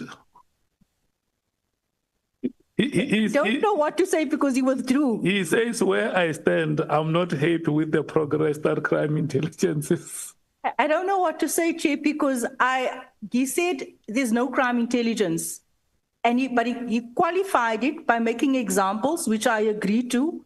And I also reflected on the statements made by General Mkwanazi as well as Masemola. But then he went and he withdrew it. So my input was based on what he said. Okay. Thank you, Chair. Thank you. Honorable Sol, sees your hand up. Yes, sir. Okay, can I check who else want to speak so that we take the honorable members and we hand over to the senior counsel? So if your hand is up, Honorable Sol, No, Chair. it will be Honorable Ngola and then yourself. So those are the last hands of members that I'm taking. And it's now 21:52. So at some point around 10 o'clock, we should be starting to prepare ourselves for the fifth round. No, thanks, Chair. Let's take it as withdrawn the statement. It's fine. The second thing, Chair, which I think emanates from your first question. We are running an inquisitorial process here. And we are due to make an analysis of whether or not there's a necessity for us to do a second batch of witnesses. And at the center of the terms of reference of that committee is interference in the police service. Now, I don't think we should take the evidence of they and them as it is.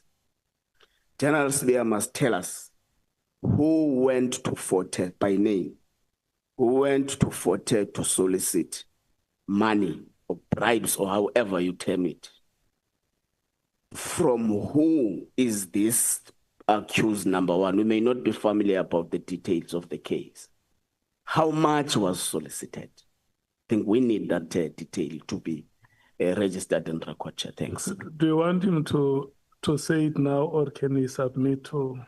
He can submit, Chair. Okay. We can submit, it's fine. Either way, General Sibiya, if you feel you may want to write that list, you said about 6 to 10. So the understanding is that 6 is the minimum number of names we can get. So if at some point during the proceedings, you feel like you may want to list the names, you can just say, Chair, I think I want to give you the names. Or if you want to submit a list, you will indicate and say, no, we will send you that list. Whatever way is comfortable, I mean, gives you comfort. I think we were fine. Honorable Souls. No, Chair, I just wanted to say that not all of us understood the general to say that there's no crime intelligence. My interpretation of what the general was saying was that it can do better, because how the question came about, SC asked the general, does he think it's a good idea for General Khumalo to be the head of PKTT and crime intelligence? He then responded and said, no, it's not a good idea. Why? Because his focus is split. And as a result of the split focus, crime intelligence as a division is suffering. That's how I understood it. So I just wanted to state for the record, not all of us interpreted it in that gesture. So is that what you said, General Sibiya, that we are not convinced that it's ideal for General Khumalo to be head of crime intelligence? It's very wrong to have his feet both in the investigation and in intelligence. He cannot be. If you are it's the first time also it happens like that. All the previous intelligence heads have never been running investigations and also running intelligence. You conduct investigation and you're not only focusing on political killing. You choose cases that you want to focus on. You want to go to Forte, you go take. Forte is not a PKTT.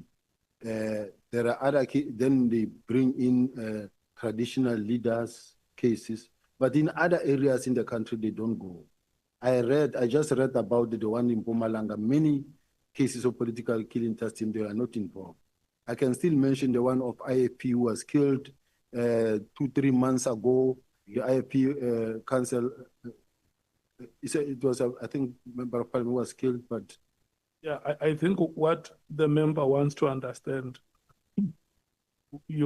when you say it's not ideal, and now you emphasize it, that it's very wrong.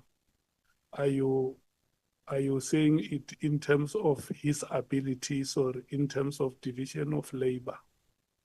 Because at some point you said, I think you made a statement like he was somebody's driver.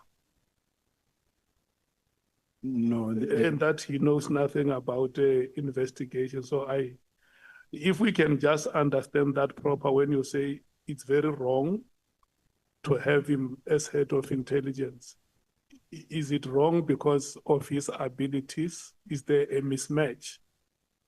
Or is it wrong because the focus must be on one field and it's like there is a combination?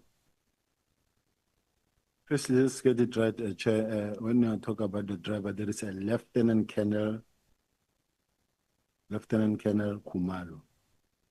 Oh, okay. And there is Major General Khumalo who's in Gauteng. And there is Divisional Commissioner Khumalo, who's the Divisional Commissioner of Crime Intelligence. So I say,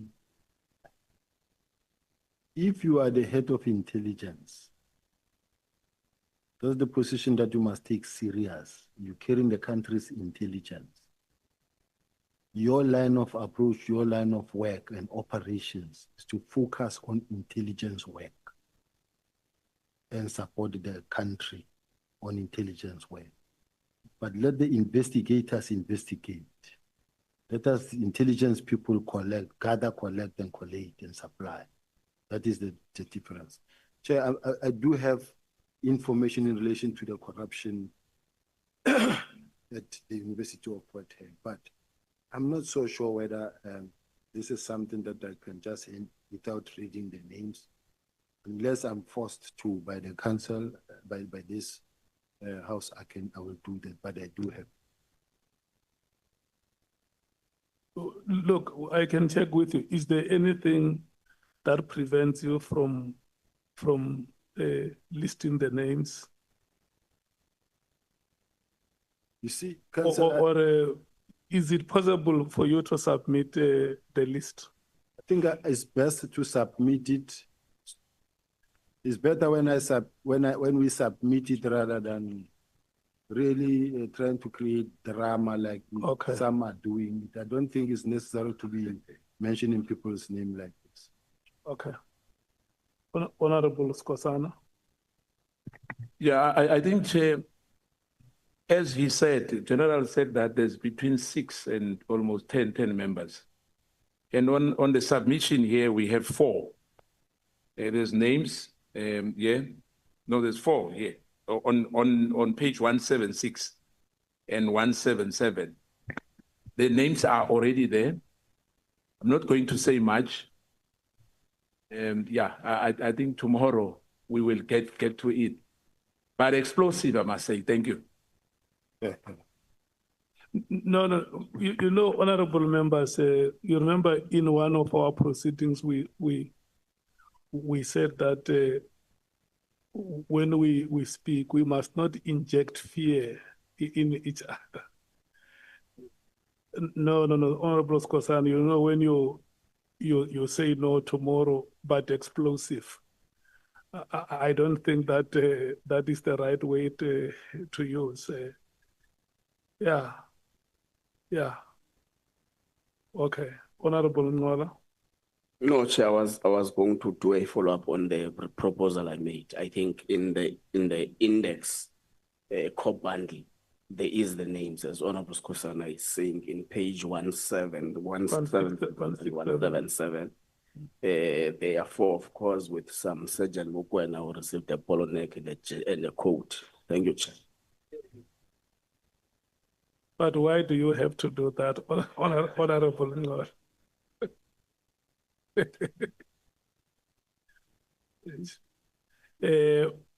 Senior counsel, when we broke earlier, I said we should come back at 8.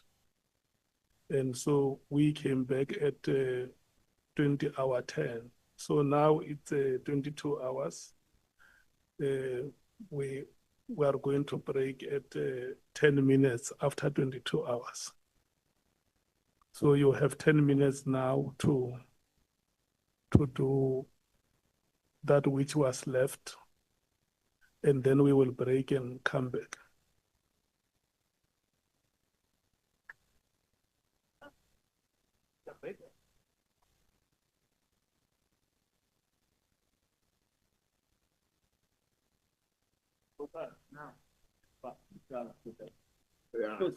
We are not breaking now, Skosana. The senior counsel is finishing the 10 minutes of the time allocated to him.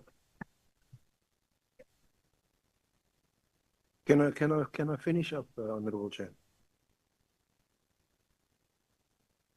I don't know. When you say you finish up, you mean you can run to the end, or you? I can run to the end without having to take without having to break. It's not. Oh, okay.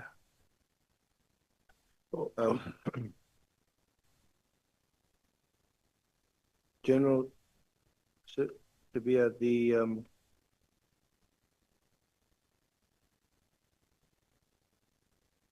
is there factions, or are there factions, or is there factionalism in the police, in SAPS?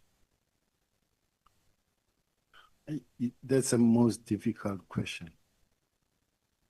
But looking at how things are at this point in time,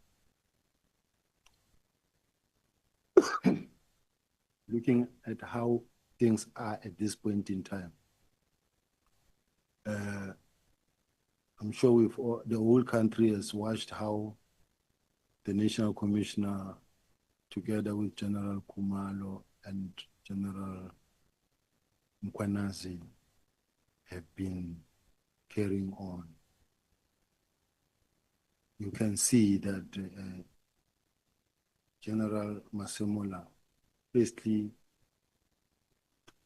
General Kumalo and other team members were arrested by IDEC.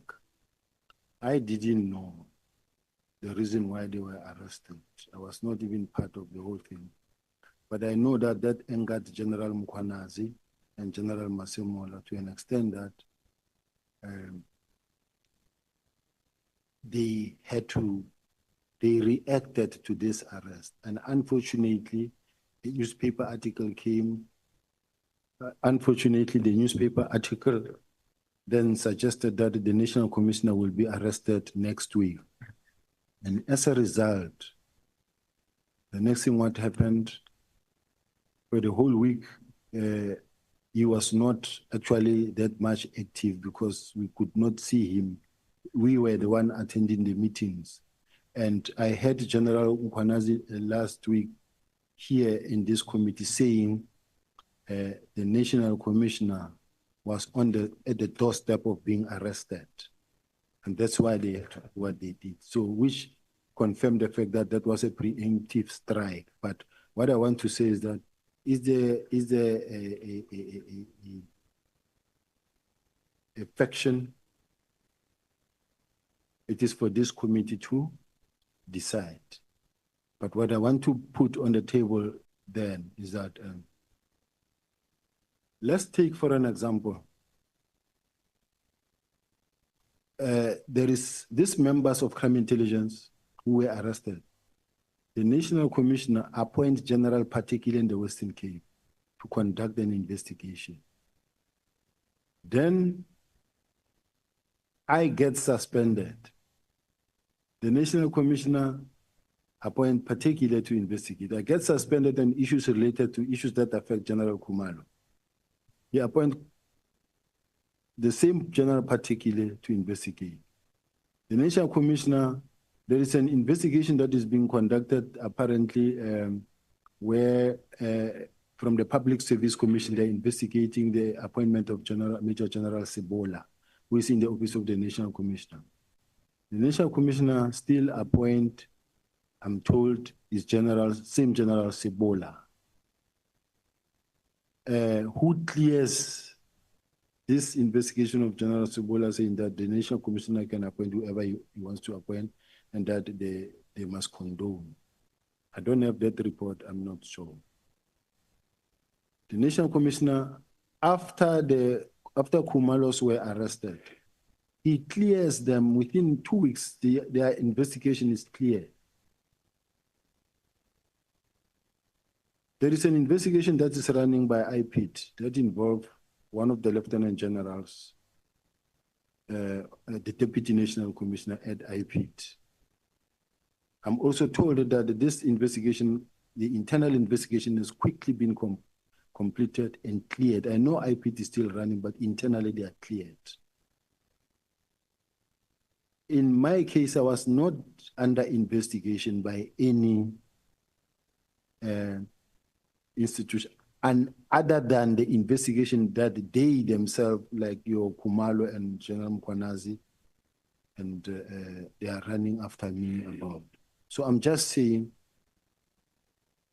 looking at the unfair way in which this whole thing is being handled, one can actually come to a conclusion that there are those that are very close to the heart of the National Commissioner, and there are those that you want to see out of the police. I know where I'm sitting, what I'm now, as we speak, I'm facing 4 parallel processes. 4. At this point in time, I'm supposed to focus on the Madlanga and the ad hoc. And as I'm trying to focus on these two, I'm expected to watch the proceedings and record so that I can also go and put a report together so that I can also represent myself there. Then I was then suspended and charged departmentally. Now I must go then to the other labor lawyers to deal with this thing when I'm dealing with these ones that are assisting with Madlanga. Then as I'm still looking at that, then I get criminally chased on again. So now I must now look for the lawyer for the criminal because each and every environment that has got its own expertise. Now I'm facing with 4 processes.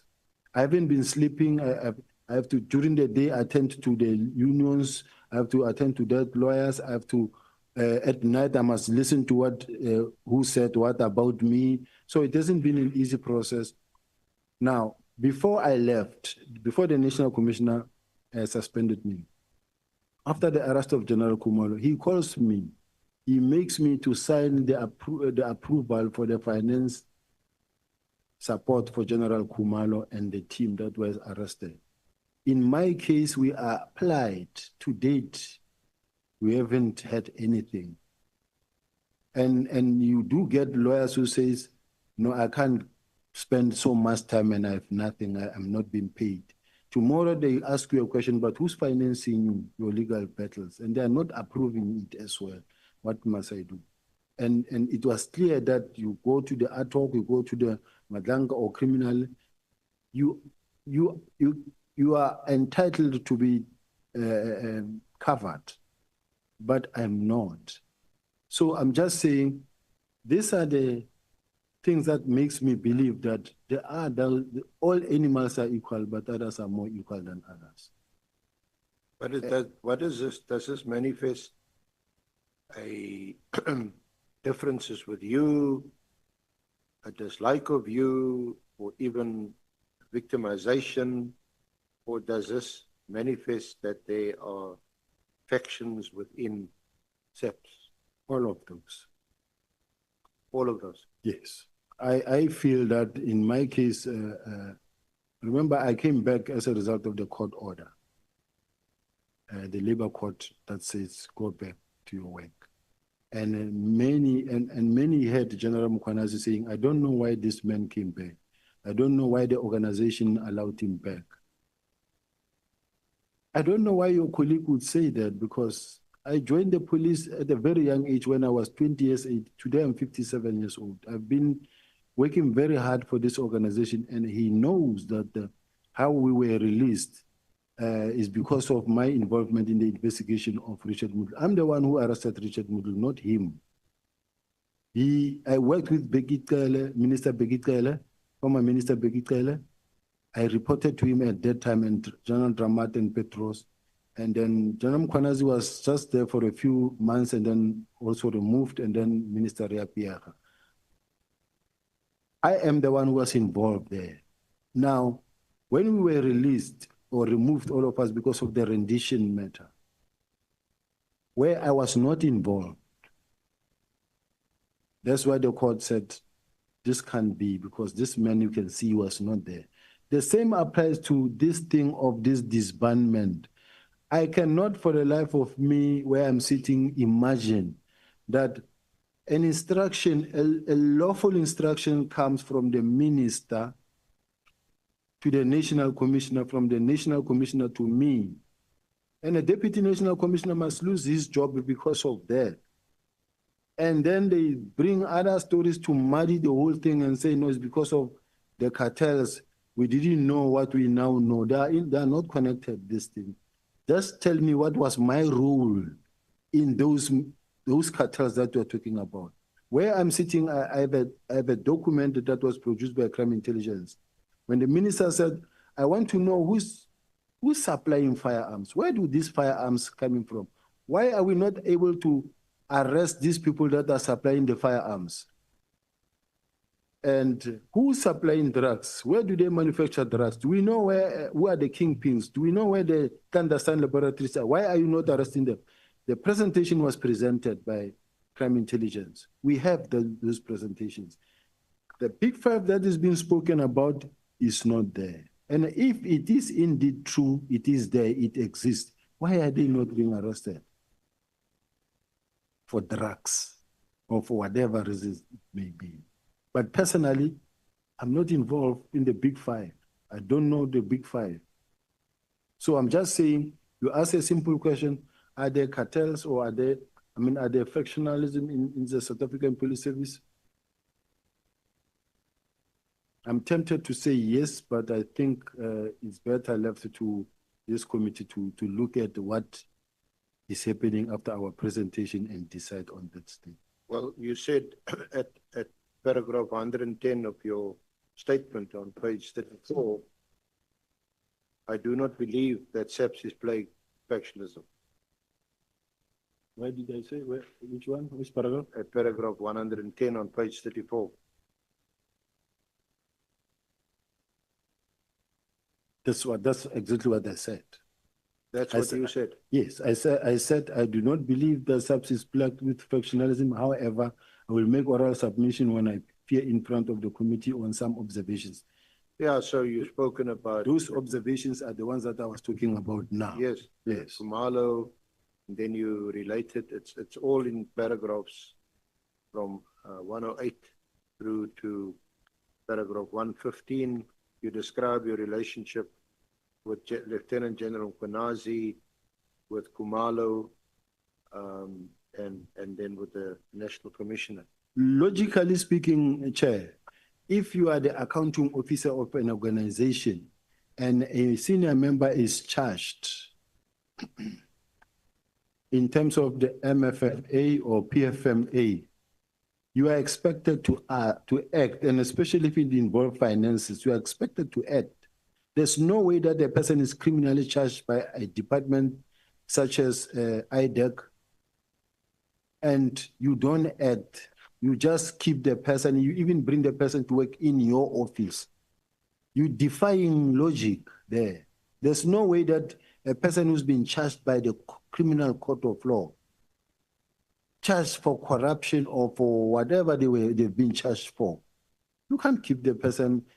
You must say to the person, now that you've been charged, we suggest that maybe perhaps you should go stay at home and then clear your name and then come back. Not to quickly, within 2 weeks, even conduct an investigation that clears them, and then they continue to run as normal as possible, yet they are facing criminal cases. In my case, everybody, you are making it clear to the whole world that you are pushing me out. You want to see me out. And you are even embarrassing me. You send him, I'm the Deputy National Commissioner, you send in the Special Task Force, junior members that I've been working with to come and harass me at my house. It's not fair. Let me not say too much, Chair. Yeah, sometimes you shouldn't. And I just ask you lastly, do you know any of the deputy ministers? Yes, I know them. Both? Both of them. Deputy Minister Matale and Dr. Boshelo? Yes. You probably know Deputy Minister, but Matale better because he was the deputy also to former Minister Cele. Yes, but I know them equally the same because it's not like I meet them every day. What is your relationship with them? No relationship whatsoever. It's a professional relationship. They are the deputy ministers of the organization. Have you ever exchanged WhatsApps with either of them? I have exchanged many WhatsApp messages with all of them. And but that what was spoken about the last time that involved I forgot the name. Please remind me if you have it because I know where you are going, Council. Let me put it this way. That is not my language to call someone a Keida Makubela or something like that. Can we read it? But that message, unless it's a message that was sent to me by somebody and I forward to the either Inspector General or to Deputy Minister Matali, I don't remember, I don't know, but I'm not the author of that WhatsApp message because that's not my language. You want me to read it to you? Please. Good afternoon, DM. Is that for Deputy Minister or for Yes. Deputy Minister Matali? Yes. Deputy Minister. Which one? DM is Deputy Minister. So it could be either Matali or Boshelo. Yes. Please note the following. Please? No, I'm reading, I'm back quoting you the WhatsApp. It says, please note the following. One, a source has indicated that CI, that's Crime Intelligence, has procured new spyware equipment to the value of 13 million rands over the past weekend. The equipment was sourced from China and did not follow the normal processes, e.g., minister needs to sign for anything more than 10 million. Then my suggestions that we should commit the National Commissioner to this. He needs to come out and say whether he knows about it or not. If not, he must investigate. If yes, why is the minister not informed? But then it goes on.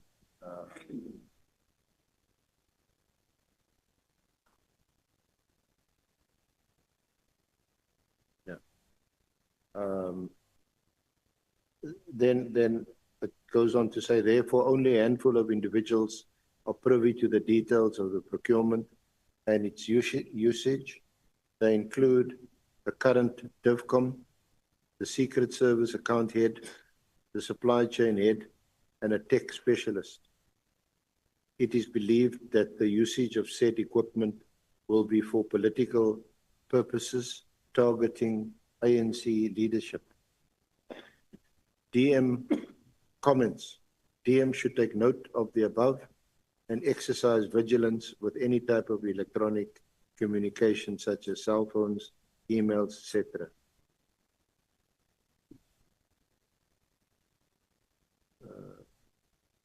Then it's cut off. What's it? No. Comrade Matabula has also been briefed. Please try to check. I'm not sure what is going on. Now, I don't even know who's Comrade Matebula. And I don't talk the language of Comrade So, Comrade Matebula or what, or the ANC. I'm not involved in politics. So this one, be rest assured, the chair and the House, I don't take responsibility for this message, and I actually deny it with the contempt it deserves. I at all, I don't associate myself in that type of writing, and I don't accept it at all. Total. So now that has your electronic equipment been seized, you handed it over? It's been seized. It was seized now, and then they're still waiting for this one that I'm having now, but I must still go and hand over. You're still sitting. Can we get closer to the microphone, Senior Counsel? You're still sitting with your cell phone. Yes. So you must still hand that over. And they're waiting for it. As soon as I land, they want it. Okay. So you're pretty confident that this WhatsApp is not going to be downloaded? They won't download it, not in me. But remember, this is crime intelligence. Anything is possible. But it's not my language, Chair. I'm not a comrade, and I don't know who Comrade Matebula is. And I've never circulated anything that speaks about to do this for that for the ANC. Just when you begin to talk about the comrade, and I spoke to Comrade so-and-so, and no, take me out of there. So I'm saying I reject it. Even if they can show it to me, I'll reject it. Thank you, General Sibiya. Thank you for your patience and your cooperation and your stamina.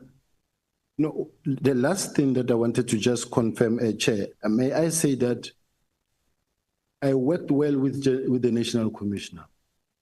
And when you look at my performance contract, And I wish we can go to my performance contract. Which page?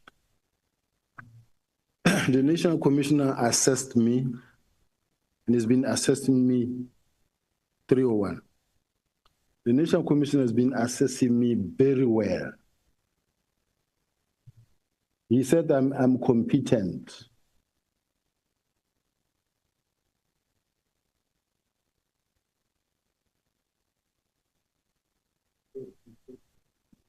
Yes. Now, when you go to 302, you can see that I gave myself the self-rating of competent, and the supervisor also rated me competent, and the agreed rating is competent, all of them. And then you can see the date is 2025-04-04. And I was also informed by the office that manages the performance of the detectives, that says to me, in terms of the performance index of the detectives, it has improved since I joined.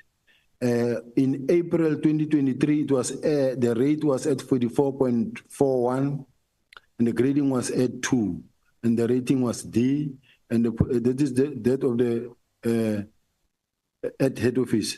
Now, when you look at as it goes down, it improves from the first one, April 2023, and you can see January 2024, it was at 63, and then at annual, it is 53.84. And you turn the page, you will see that in April 2024, it's at 65. In May, 65.95. When you go to semester one, Q2 semester one, it was at 71%. In October 2024, it was at 74%. On the 10th month, my performance, the performance index of the detectives is at 74.02. And that was also even confirmed by General Rabi in a meeting that the detectives seem to be doing very well, and the performance has never been where it is now for many years. Now, I'm just saying the relationship between myself and the National Commissioner, even when you look at from between January to the 4th of July, we were working well with the National Commissioner. I've been with him, going with him to places. He's been sending me in all important meetings. I've been chairing all important meetings, including the Board of Commissioners. I have been acting also as the National Commissioner. To me, to hear that the National Commissioner has always been believing that I am involved with the drug cartels, that is beyond me.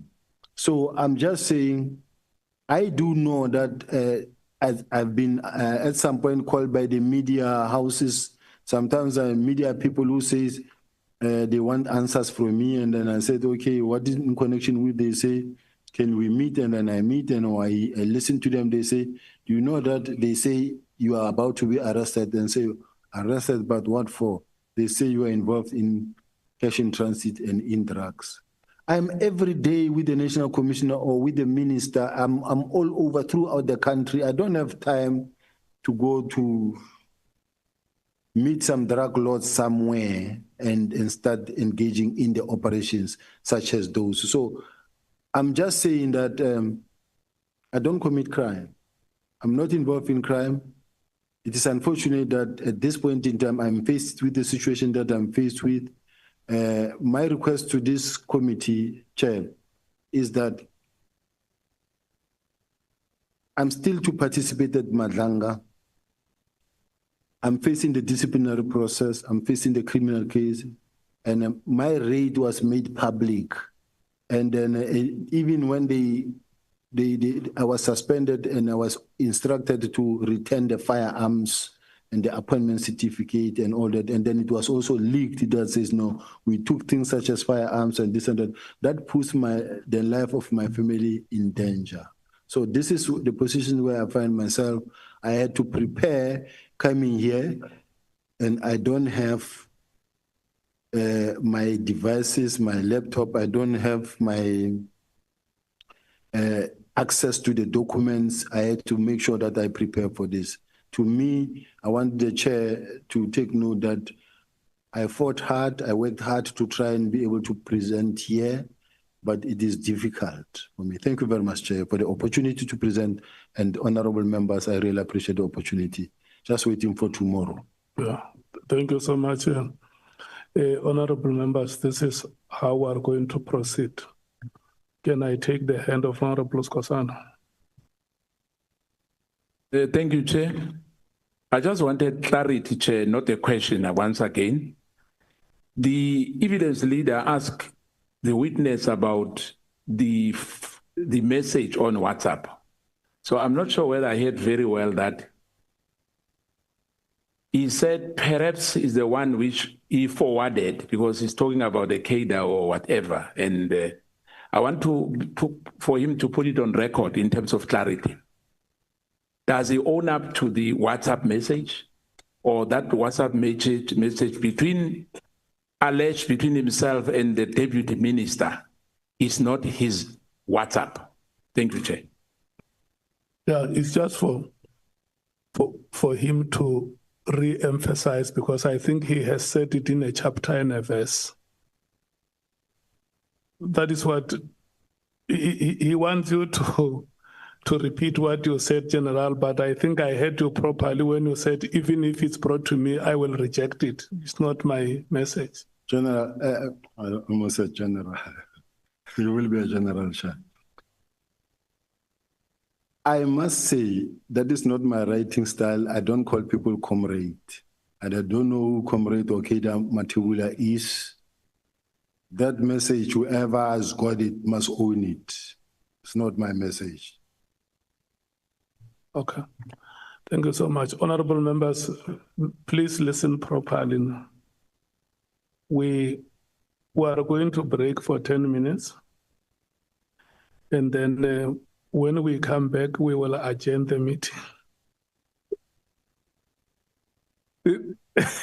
No, it's just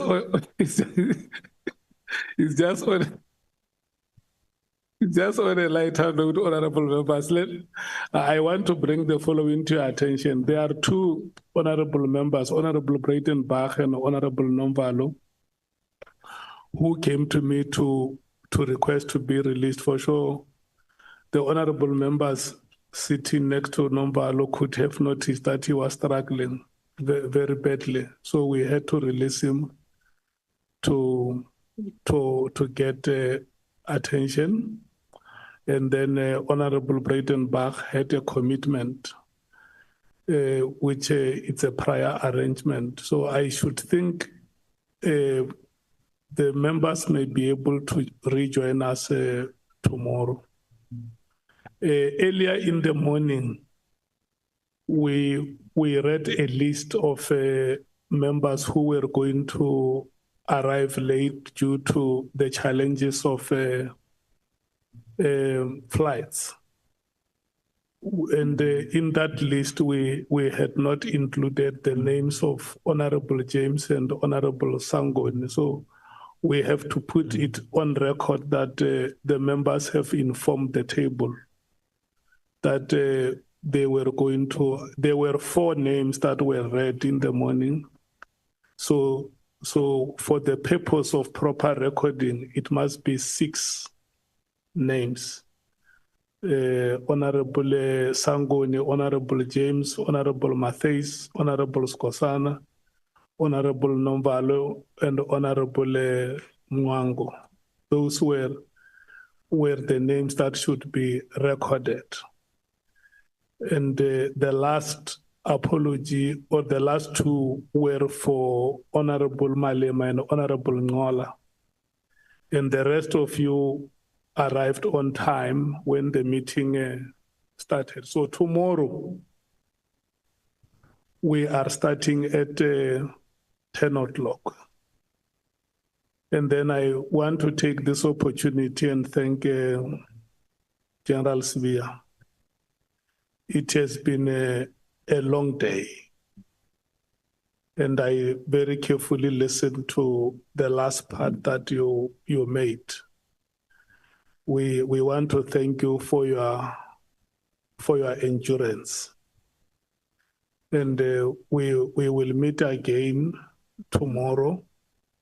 Do not take home that statement that says it will be explosive. We are going to be cordial, like we, yeah, like we have been today. Senior Counsel, I want to thank you. Thank you so much. Thank the honorable members for their commitment, the staff of Parliament, and the leadership of Dr. Tuli. I want to thank you so much, the members of the media who have been with us here the whole day today. I also want to profusely thank you. The meeting, the proceedings of today have unfortunately come to an end. Thank you so much. Good night, Chair.